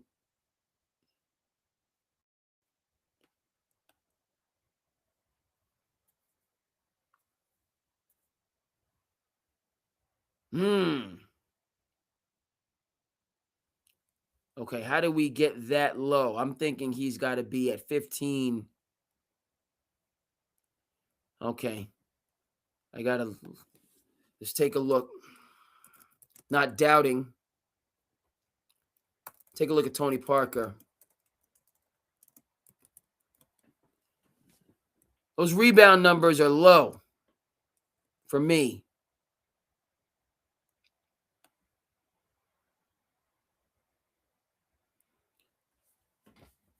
So Parker's at 15, 2, and 5.5. 15, 2, 5.5. That's stunning to me that Manu's at 13.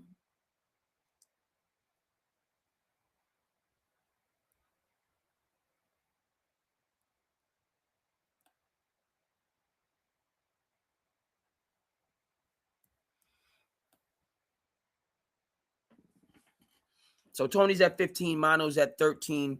Okay, I see him coming off the bench. So that yeah,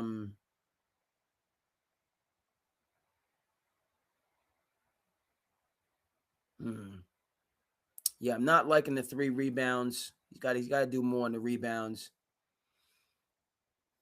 Got to do a little bit more on the assists. How many minutes is he averaging for his career? Check that out.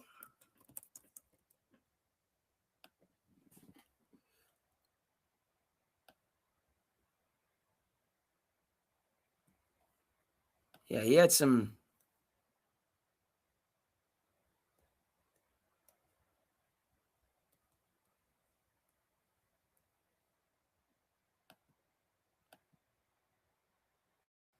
Seems like the years.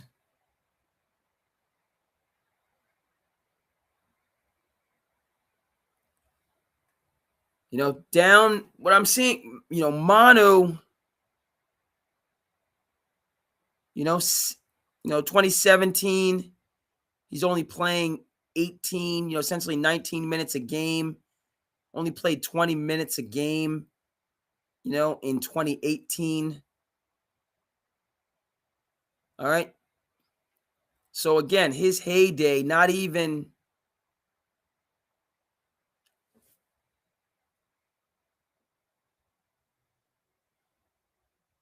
What does Manu win Rookie of the Year? Hold on.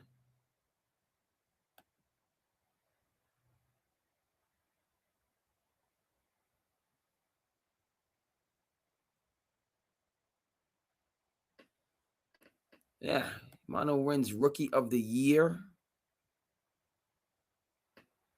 in 03 when the Spurs win the championship. And you're really talking about 04 to 2011, where he's playing, high 20s per game. Manu's only playing 22 minutes a game. He's only playing 22 minutes a game when they win the championship in 2014. This is a tough one, right? Because now, he's in the Julian Edelman, Wes Welker conversation, right? But I feel like Manu.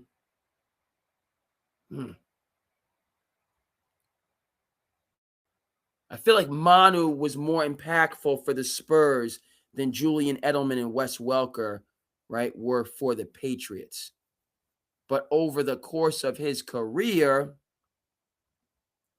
he has those 6-7 years where he's really,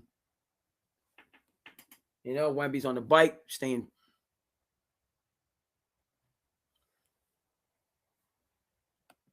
Right.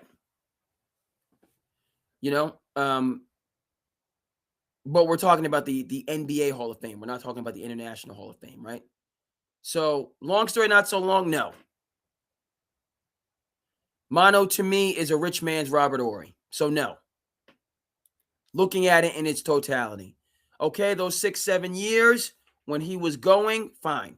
But you only played 22. He only played 22 minutes a game for the 2014 championship. So, you're looking at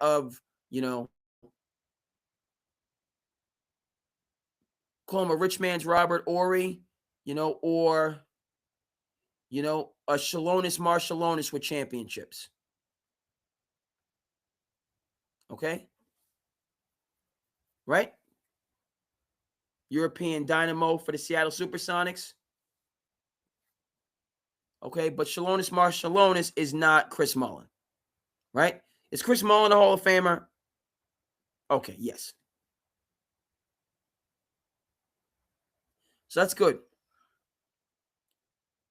Tony Parker, 15.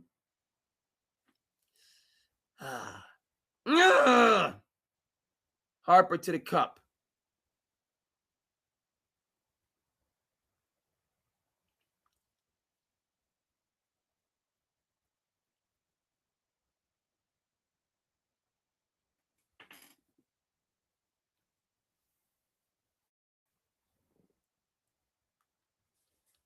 No yawning on SandCity Sports. So these are two tough calls. All right, so but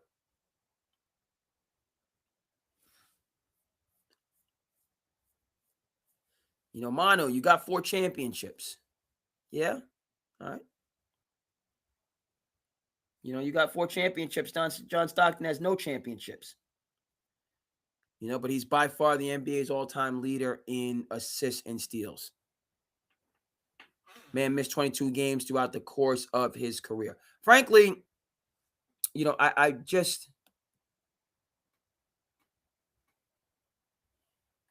and how am I? Can you be in Hall of Fame? Hold on. 2, 3, 4, 5, 6, 7, 8, 9, 10, 11, 12, 13, 14, 15, 16. Okay. So he's in the league for 16 years. 1, 2, 3, 4, 5, 6, 7, 8.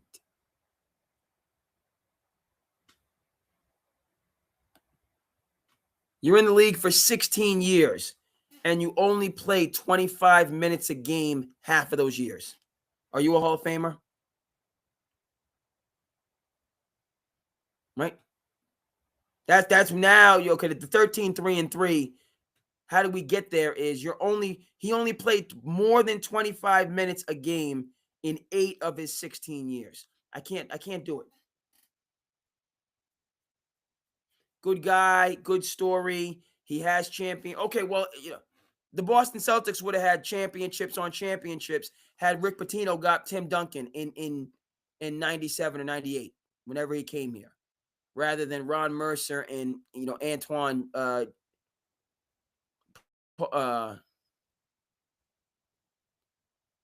am I forgetting this is craziness. Man out of Chicago. Antoine Walker. Right?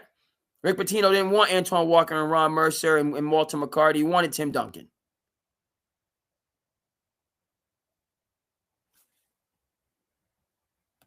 Absolutely not.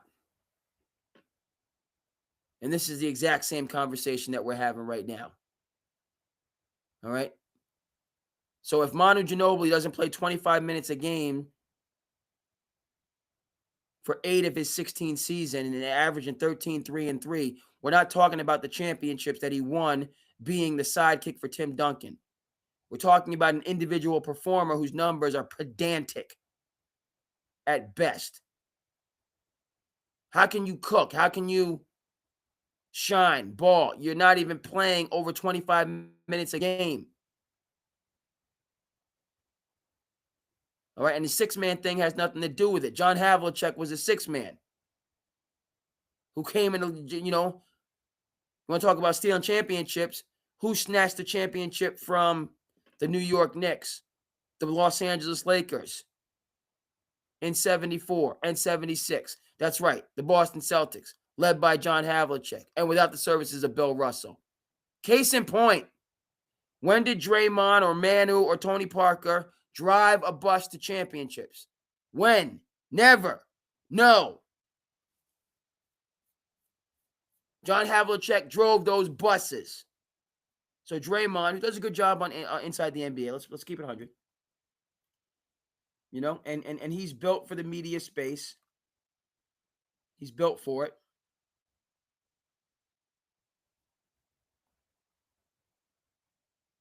Right?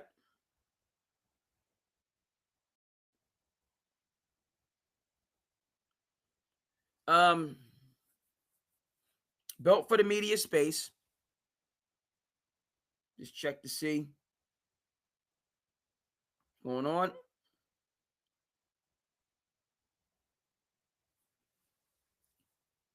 But you're not getting in the Hall of Fame averaging a triple single. No. Right? Julian Edelman, Wes Welker, Teddy Bruschi. Okay? These guys are in the Patriots Hall of Fame, but they're not in the NFL Hall of Fame. So Draymond Green is a last ballot Hall of Famer to me. Right?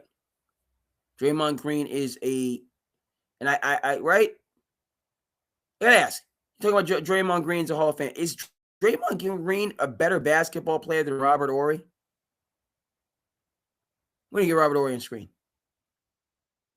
Is Draymond Green a better? Yes, obviously he's a better defender and Swiss Army knife.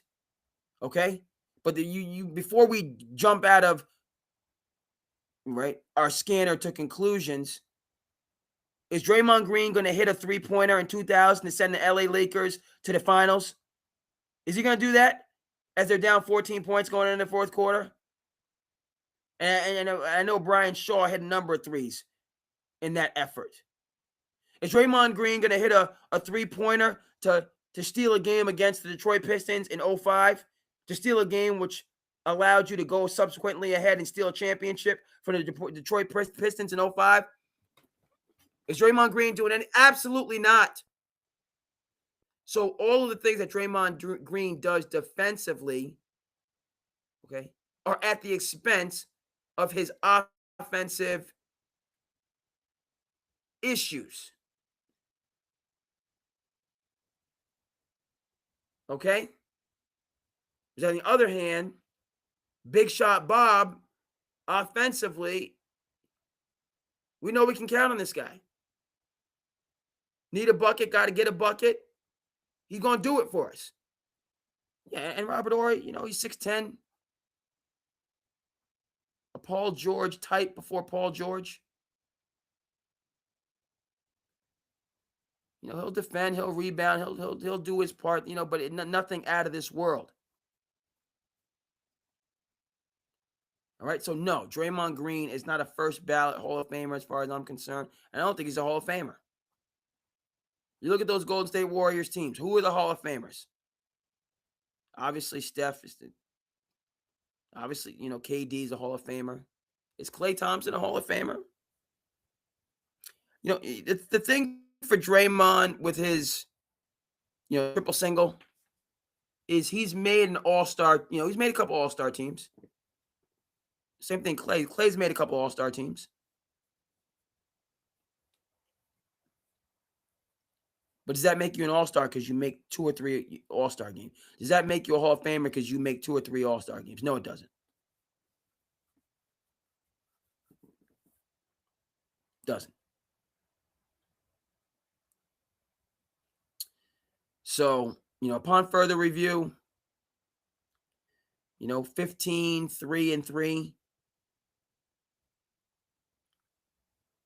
You got some championships. Okay, so that bolsters your resume. But if you're not connected to big fundamentals in his career, do you still have those championships? No. You don't.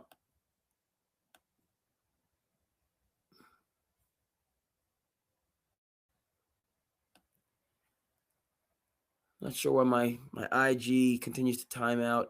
Other platforms look good.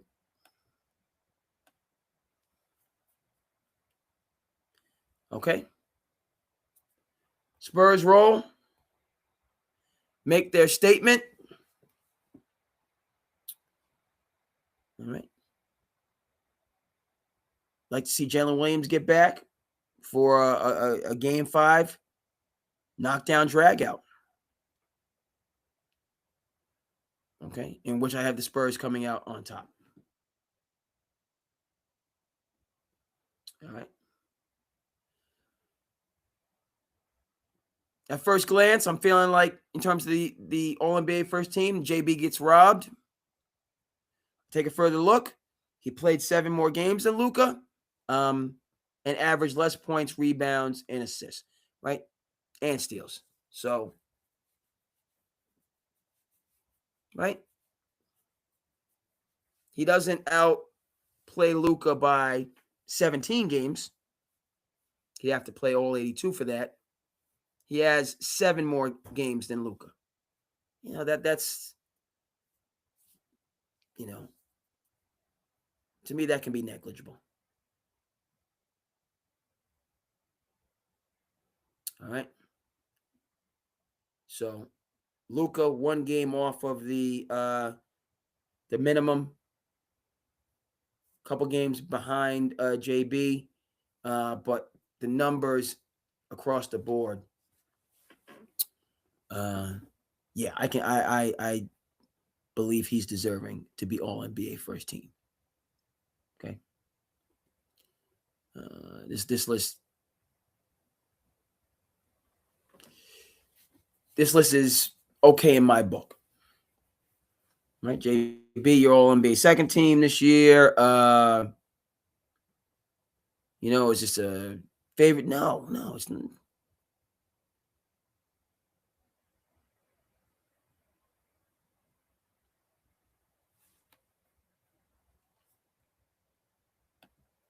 With sciatica, which, as I understand it, is a condition that affects seniors. So LeBron being out, you know, and the subliminals, okay, it relates to, okay, he does not call the shots in LA. This is the inventor of the player empowerment, not the inventor because, you know, that's too far. That's a bridge too far. Okay. You know, but this is the ambassador of the player empowerment movement, Mr. LeBron James. You know, and, you know, he's always been that alpha. You know, times change. You know, he's getting close to a quarter century of experience. So to the point, you know, I don't think LeBron was competing for, you know, NBA awards. You know, he's going to be around that conversation because he is who he is.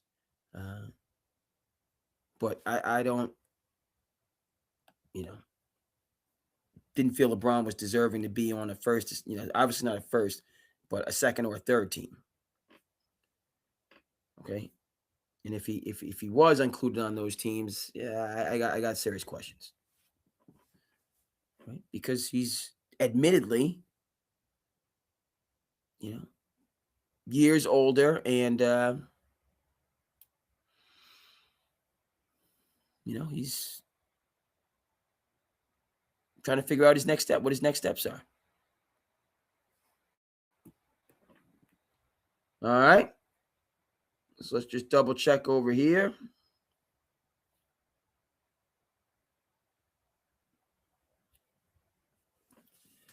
Okay. Long story not so long. Upon further review, I got no issues with the All-N.B.A first team selections. You know, and looking forward to JB and JT being on that list in the near future. Okay, how's everybody out there doing in television land? Y'all good? I gotta I get to these points in the show. I say to myself, okay, let me go ahead and get a bust down. What I got to do first is let me get the Gatorade thirst quencher. I need to get my electrolytes up, folks.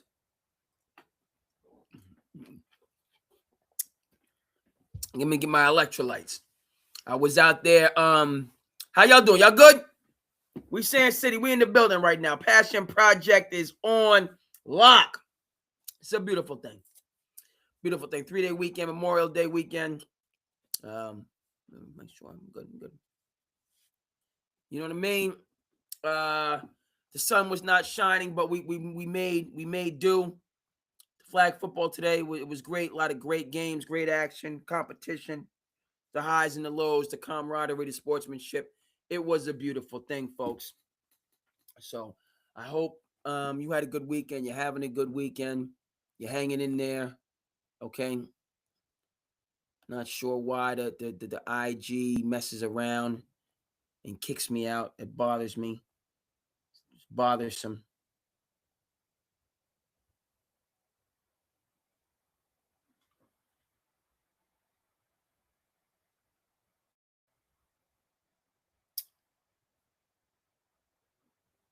IG kicking your boy out for whatever reason. But the other platforms are good. All right, and I hope you're good. I hope you're good.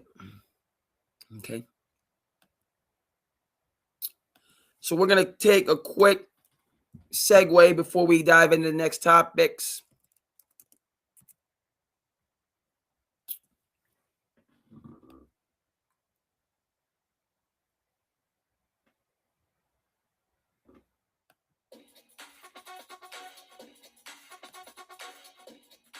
Take that quick segue.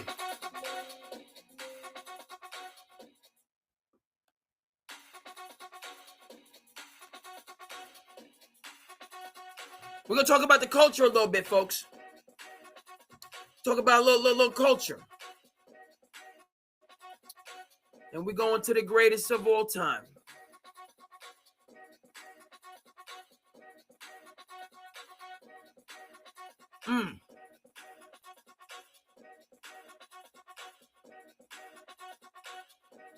We're talking about the culture now.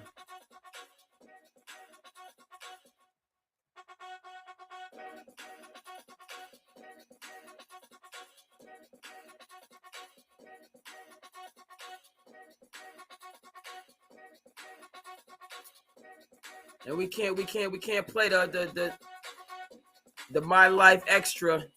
Shout out to The Wire, season 4, Amsterdam.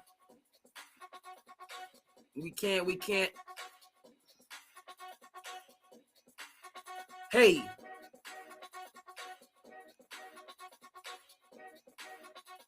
So we're gonna switch it up for a quick minute, and we're gonna discuss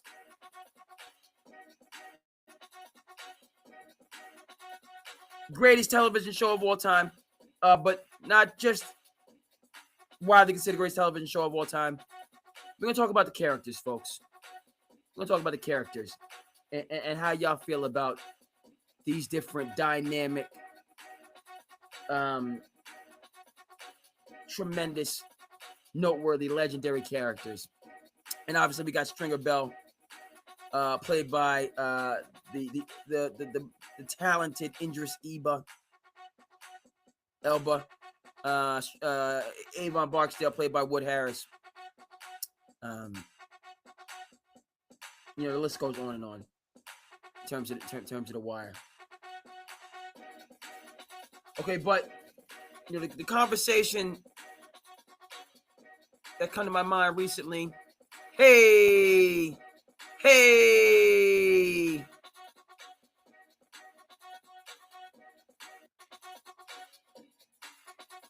I mean, we could just let this.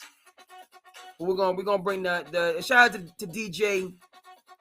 Shout out to DJ Techniques, and the My Life Extra. Yes, indeed. Hey.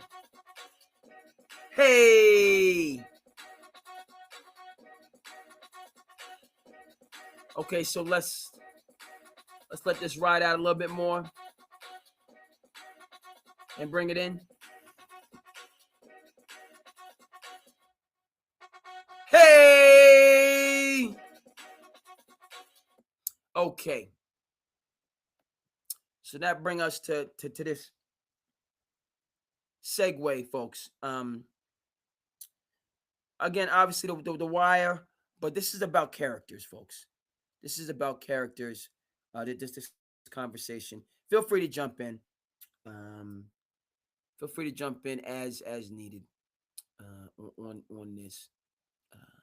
But within the tapestry, within the texture of the wire, obviously season 1, we're talking about West Baltimore. Okay, that urban environment. Season 2, we go to the ports, a completely different view. Season 2 is my favorite season, right? Because it gives you a completely different view and perspective of, that lifestyle and of, the systemic things that cities have to deal with: crime, employment, economic empowerment, so on and forth. So season 1, West Baltimore. Season 2, the ports. Season 3, City Hall, right? Another huge factor, obviously, governance. Season 4 is the schools. That's many people's favorite season, award-winning year. Even though The Wire should have been winning awards from day one, folks, again, as you are moving through your life and finding your voice, expressing yourself, making a positive difference in your community. Where am I going with this? Times you feel underappreciated, obscure, anonymous, so on and forth. You're not incredibly important and valuable in many different ways. But when we have those feelings, those thoughts, those emotions, important to be reminded that a masterpiece like The Wire, nominated for 0 Emmys. An undeniable cinematic triumph. 0 Emmys. All right. So, okay. Just because, you might not be getting the approval, validation, so on and forth from, those people that are quote unquote in the know, doesn't mean you're not doing outstanding, tremendous, awesome, necessary things. Right. So The Wire,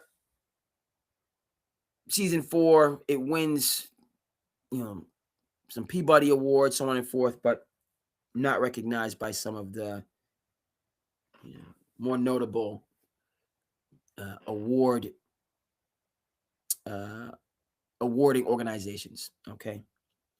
Season 4 is the schools. Season 5 is the newspapers. All right. So again, Avon Barksdale, Stringer Bell. These are the people that we're introduced to. These are the powers that be. They are savvy, sophisticated, cunning, cruel.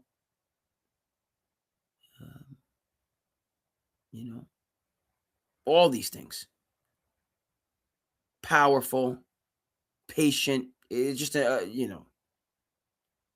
you kind of unravel the different layers, what this series is all about, you see,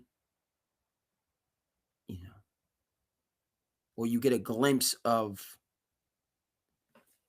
the characters and their capabilities, so on and forth. And I get it. These are now, I was going to say these are quote unquote fictional characters. What makes The Wire a little bit unique is that the creator, David Simon, longtime writer for the Baltimore Sun, based The Wire on, his decades of experience as a reporter in Baltimore. And then, the previous documentary films that he was a part of. All right, so where am I going with this, folks? Right? Avon Barksdale is one of the strong men in The Wire. Okay, and he is unique and distinctive from the other strong men. Okay, i.e. Proposition Joe, i.e. the Greeks. Okay, so on and forth, i.e., the Clay Davises of the world. Right? Avon, wields the sword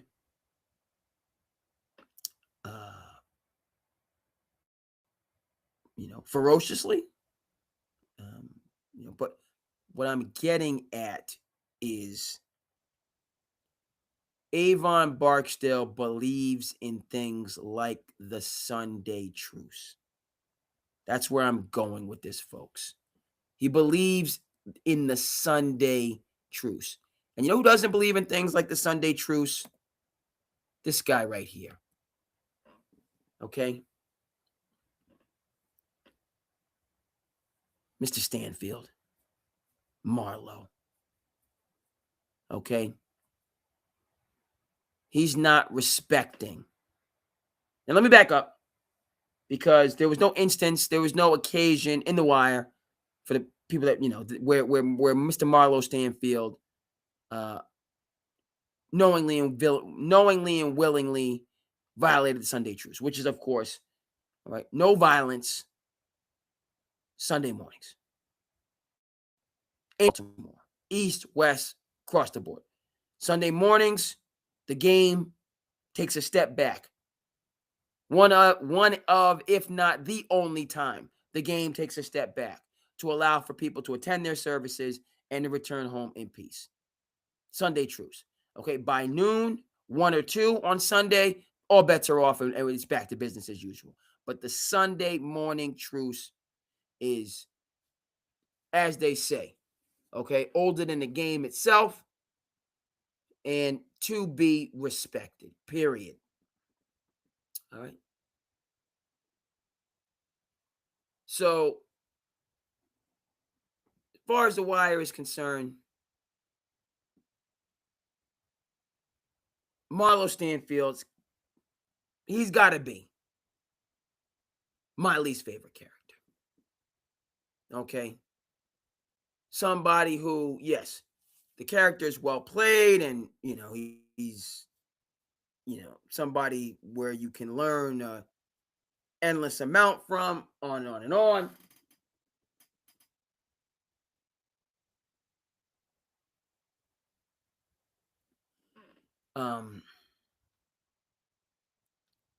But this man Marlowe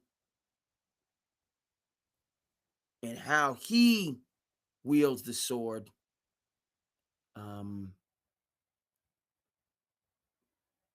different than Avon Barksdale. And what I'm getting at, folks, is I feel the same way about Marlowe as many of you out there in television land who may be Game of Thrones fans feel about Joffrey Lannister. I had to think about it. Now, and we can't reference Joffrey without getting his name up there for you on the screen. But that is for the, and if you're not a Game of Thrones person, I'd say get on the series as soon as possible. Watch the first couple seasons, get an understanding who Joffrey Lannister is. You'll know what I'm talking about. Okay. He is, an acquired taste, to say the least.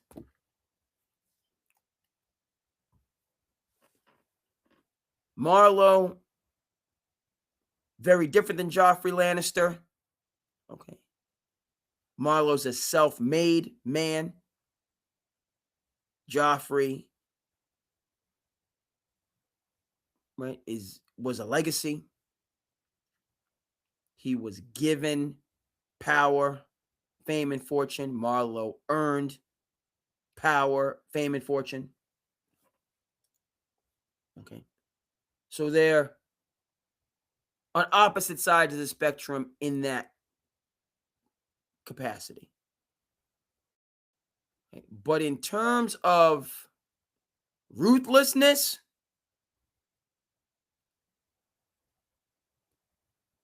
right,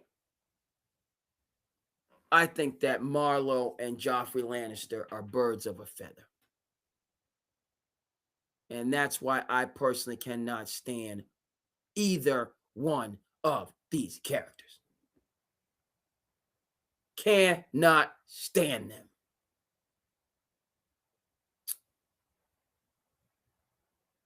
And I think the way that Marlo is portrayed intentionally seeks to elicit that emotion of this person is smart, savvy, sophisticated, on and on and on. The list of adjectives and qualities goes out the door and around the corner. But within that, make no mistake about it, this individual is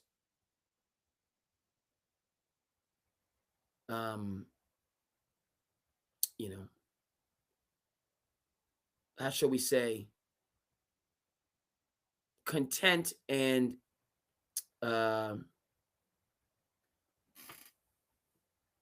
he is inclined to play the villain. All right. And if that involves taking a $1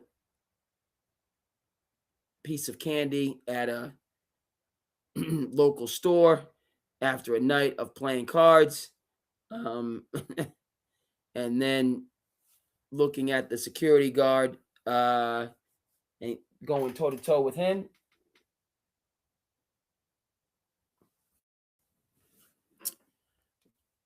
Watching the news here. Not always great things, but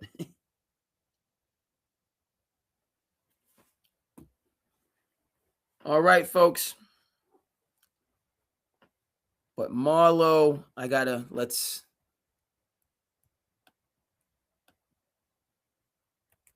one character that I personally am fascinated by, think is extremely well played, all those things. But just cannot stand a one Mr. Marlo Stanfield. And let's go ahead and get that comparison. Hope everybody out there in television land is doing good.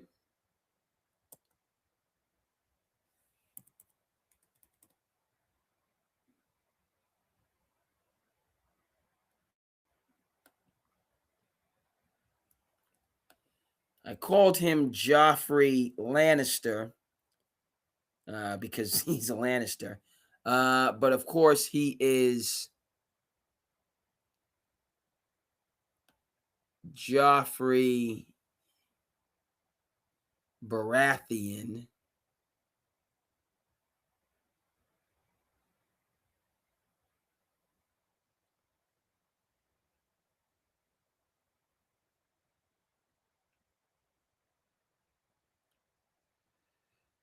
Okay.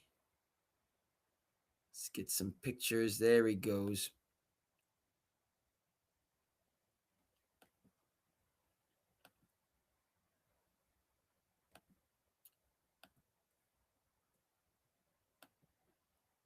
All right.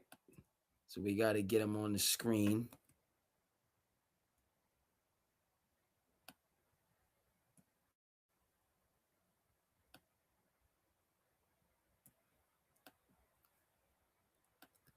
Right?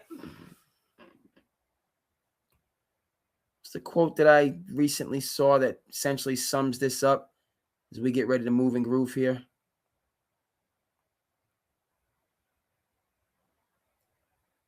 Just sum it up. Nearly all men can stand adversity, but if you want to test a man's character, give him power. Nearly all men can stand adversity, but if you want to test a man's character, give him power. Said Abraham Lincoln.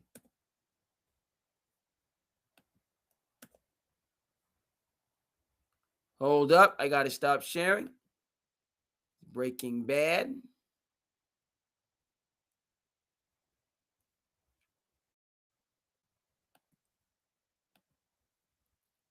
Another show that we will talk a bit about.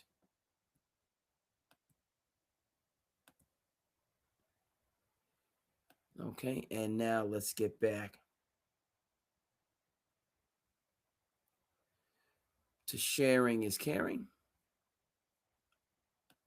as we take this segue into the culture.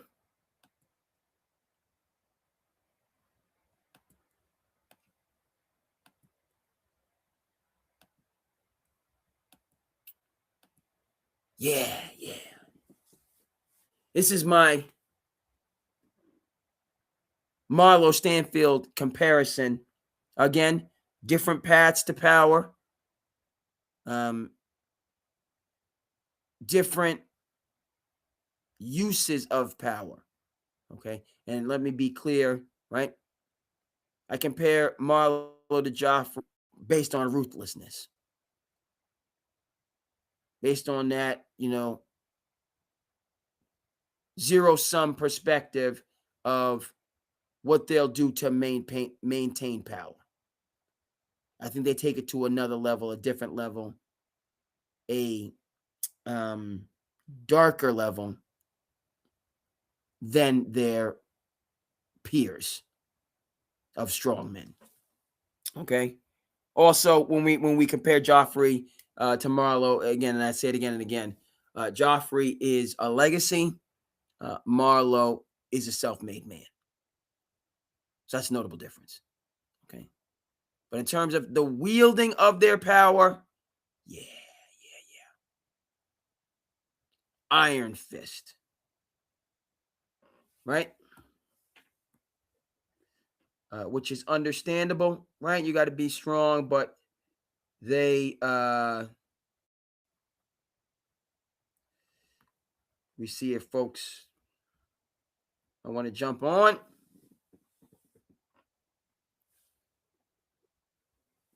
They take it to levels, and as I was thinking about this, Game of Thrones people, another name that came to mind is Ramsay Bolton. Goodness. Cannot stand him. Well played characters that were not necessarily my cup of tea. That Joffrey. I got to get on the House of the Dragon. Heard good things. I got to get on a Night of the Seven Kingdoms. That's something that we can do on Memorial Day, Night of the Seven Kingdoms. So on and forth. Okay, folks, there in television land. Quick segue into the culture.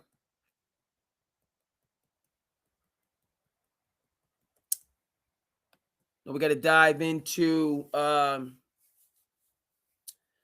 other topics. Let's see here. Okay, the weather. Oh my goodness. Now it's going to get sunny. It's all rain today, but now tomorrow is going to clear up and get sunny. All right, I see how that works. Couldn't do that today, but we're going to do it tomorrow. All right.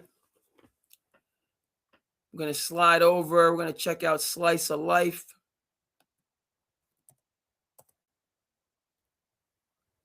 I was feeling the Slice of Life. Clip 1, 2, 3.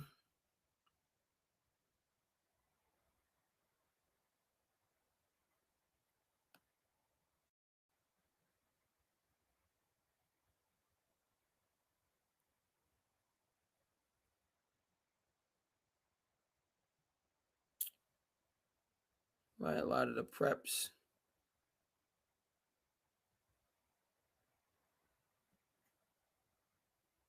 What's going on in the world of sports?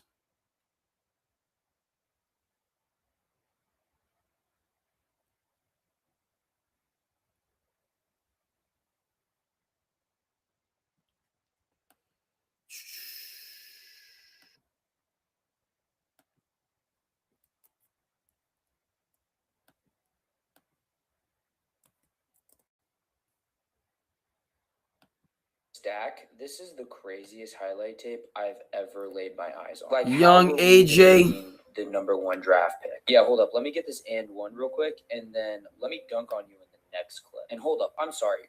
What is this? Drive. Young AJ. Baseline. Hold on, folks. Let me get my act together here. We gotta reset this, pause it. I'm nowhere near. Okay, we're sharing the screen. I'm here. I'm in the building. Let's go ahead now. Highlight tape I've ever laid my eyes on. Like, how were we debating the #1 draft pick? Yeah, hold up. Let me get this and one real quick, and then let me dunk on you in the next clip. And hold up. I'm sorry.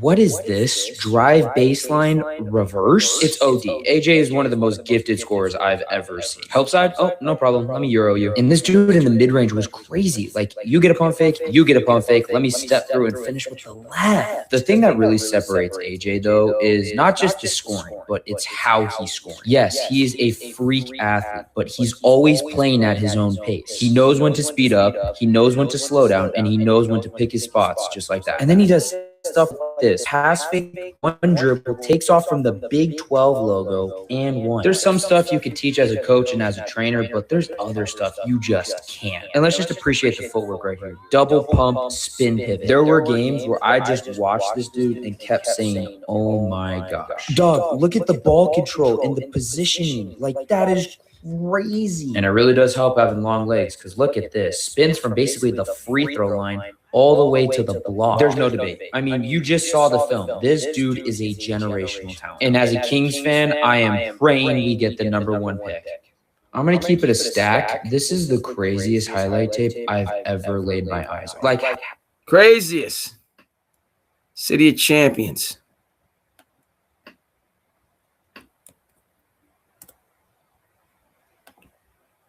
Okay, we've seen this clip. Just take one clip from the coaching ranks.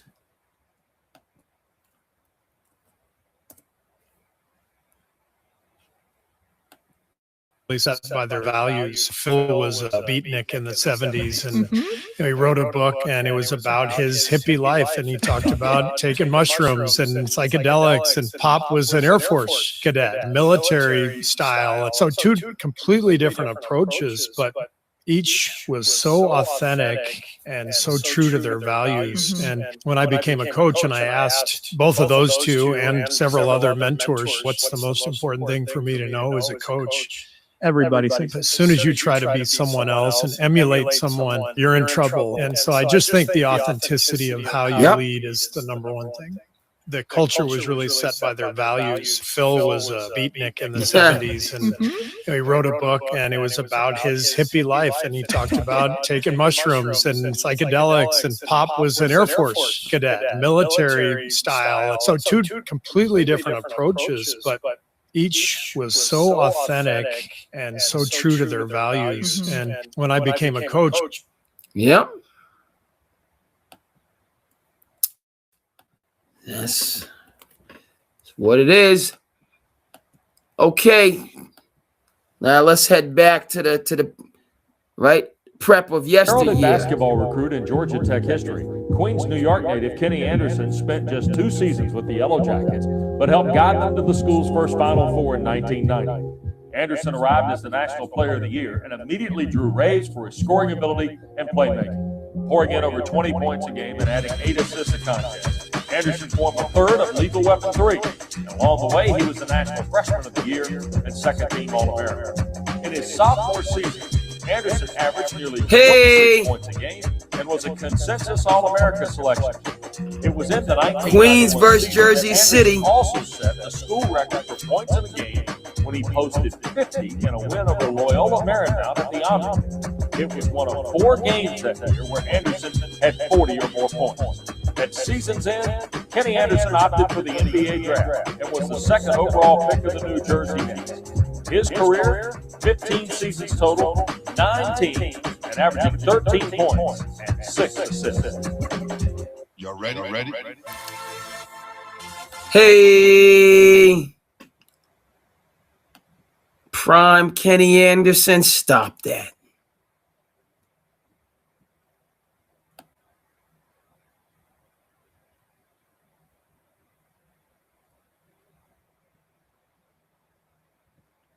Prime Kenny.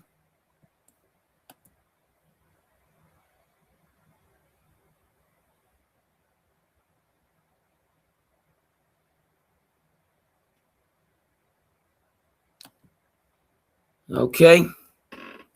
And let's finish with the preps going on right now. Okay, I got the wrong clip. Let's get it right. Get the right clip.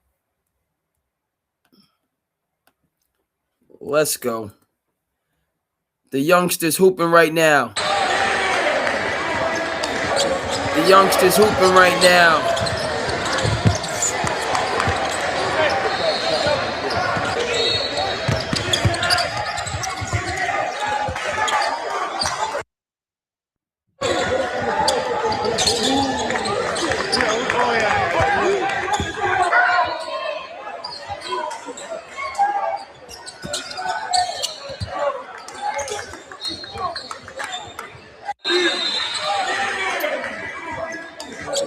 EYBL circuit.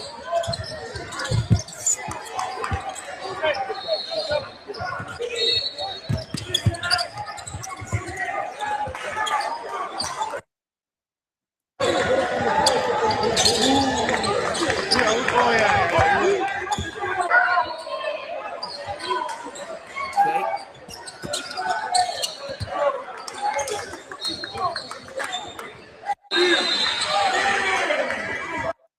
All right. And let's take a look at the, hold on. Just messed that up. There we go.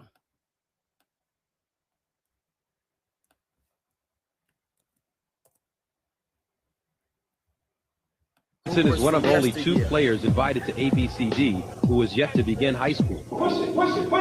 Get there. Come on, hurry up. It's tough for a kid. I mean, sometimes I wake him up in the morning and he's looking at me like, come on, Dad. I'm asleep.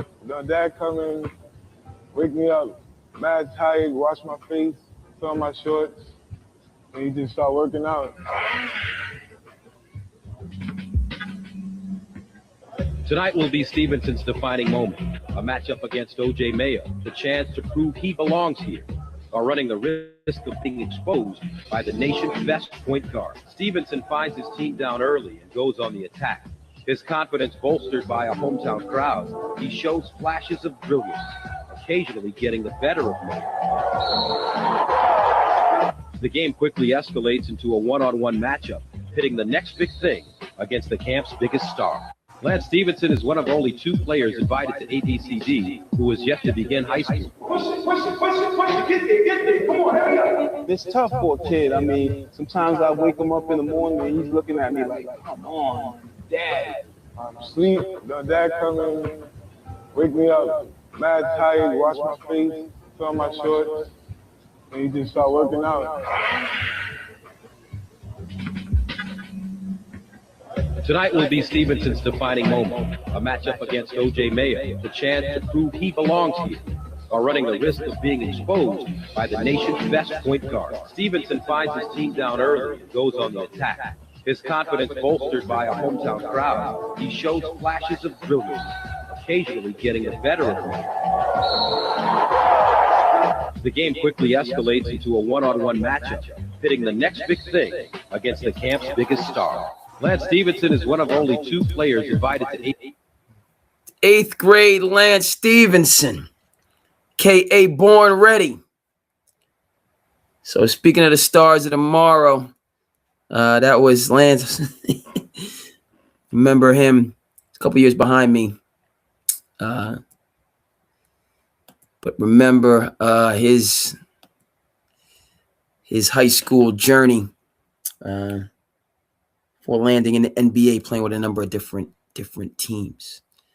Okay, so that's going to conclude the slice of life. A couple other topics, but we will jump into those on the next episode.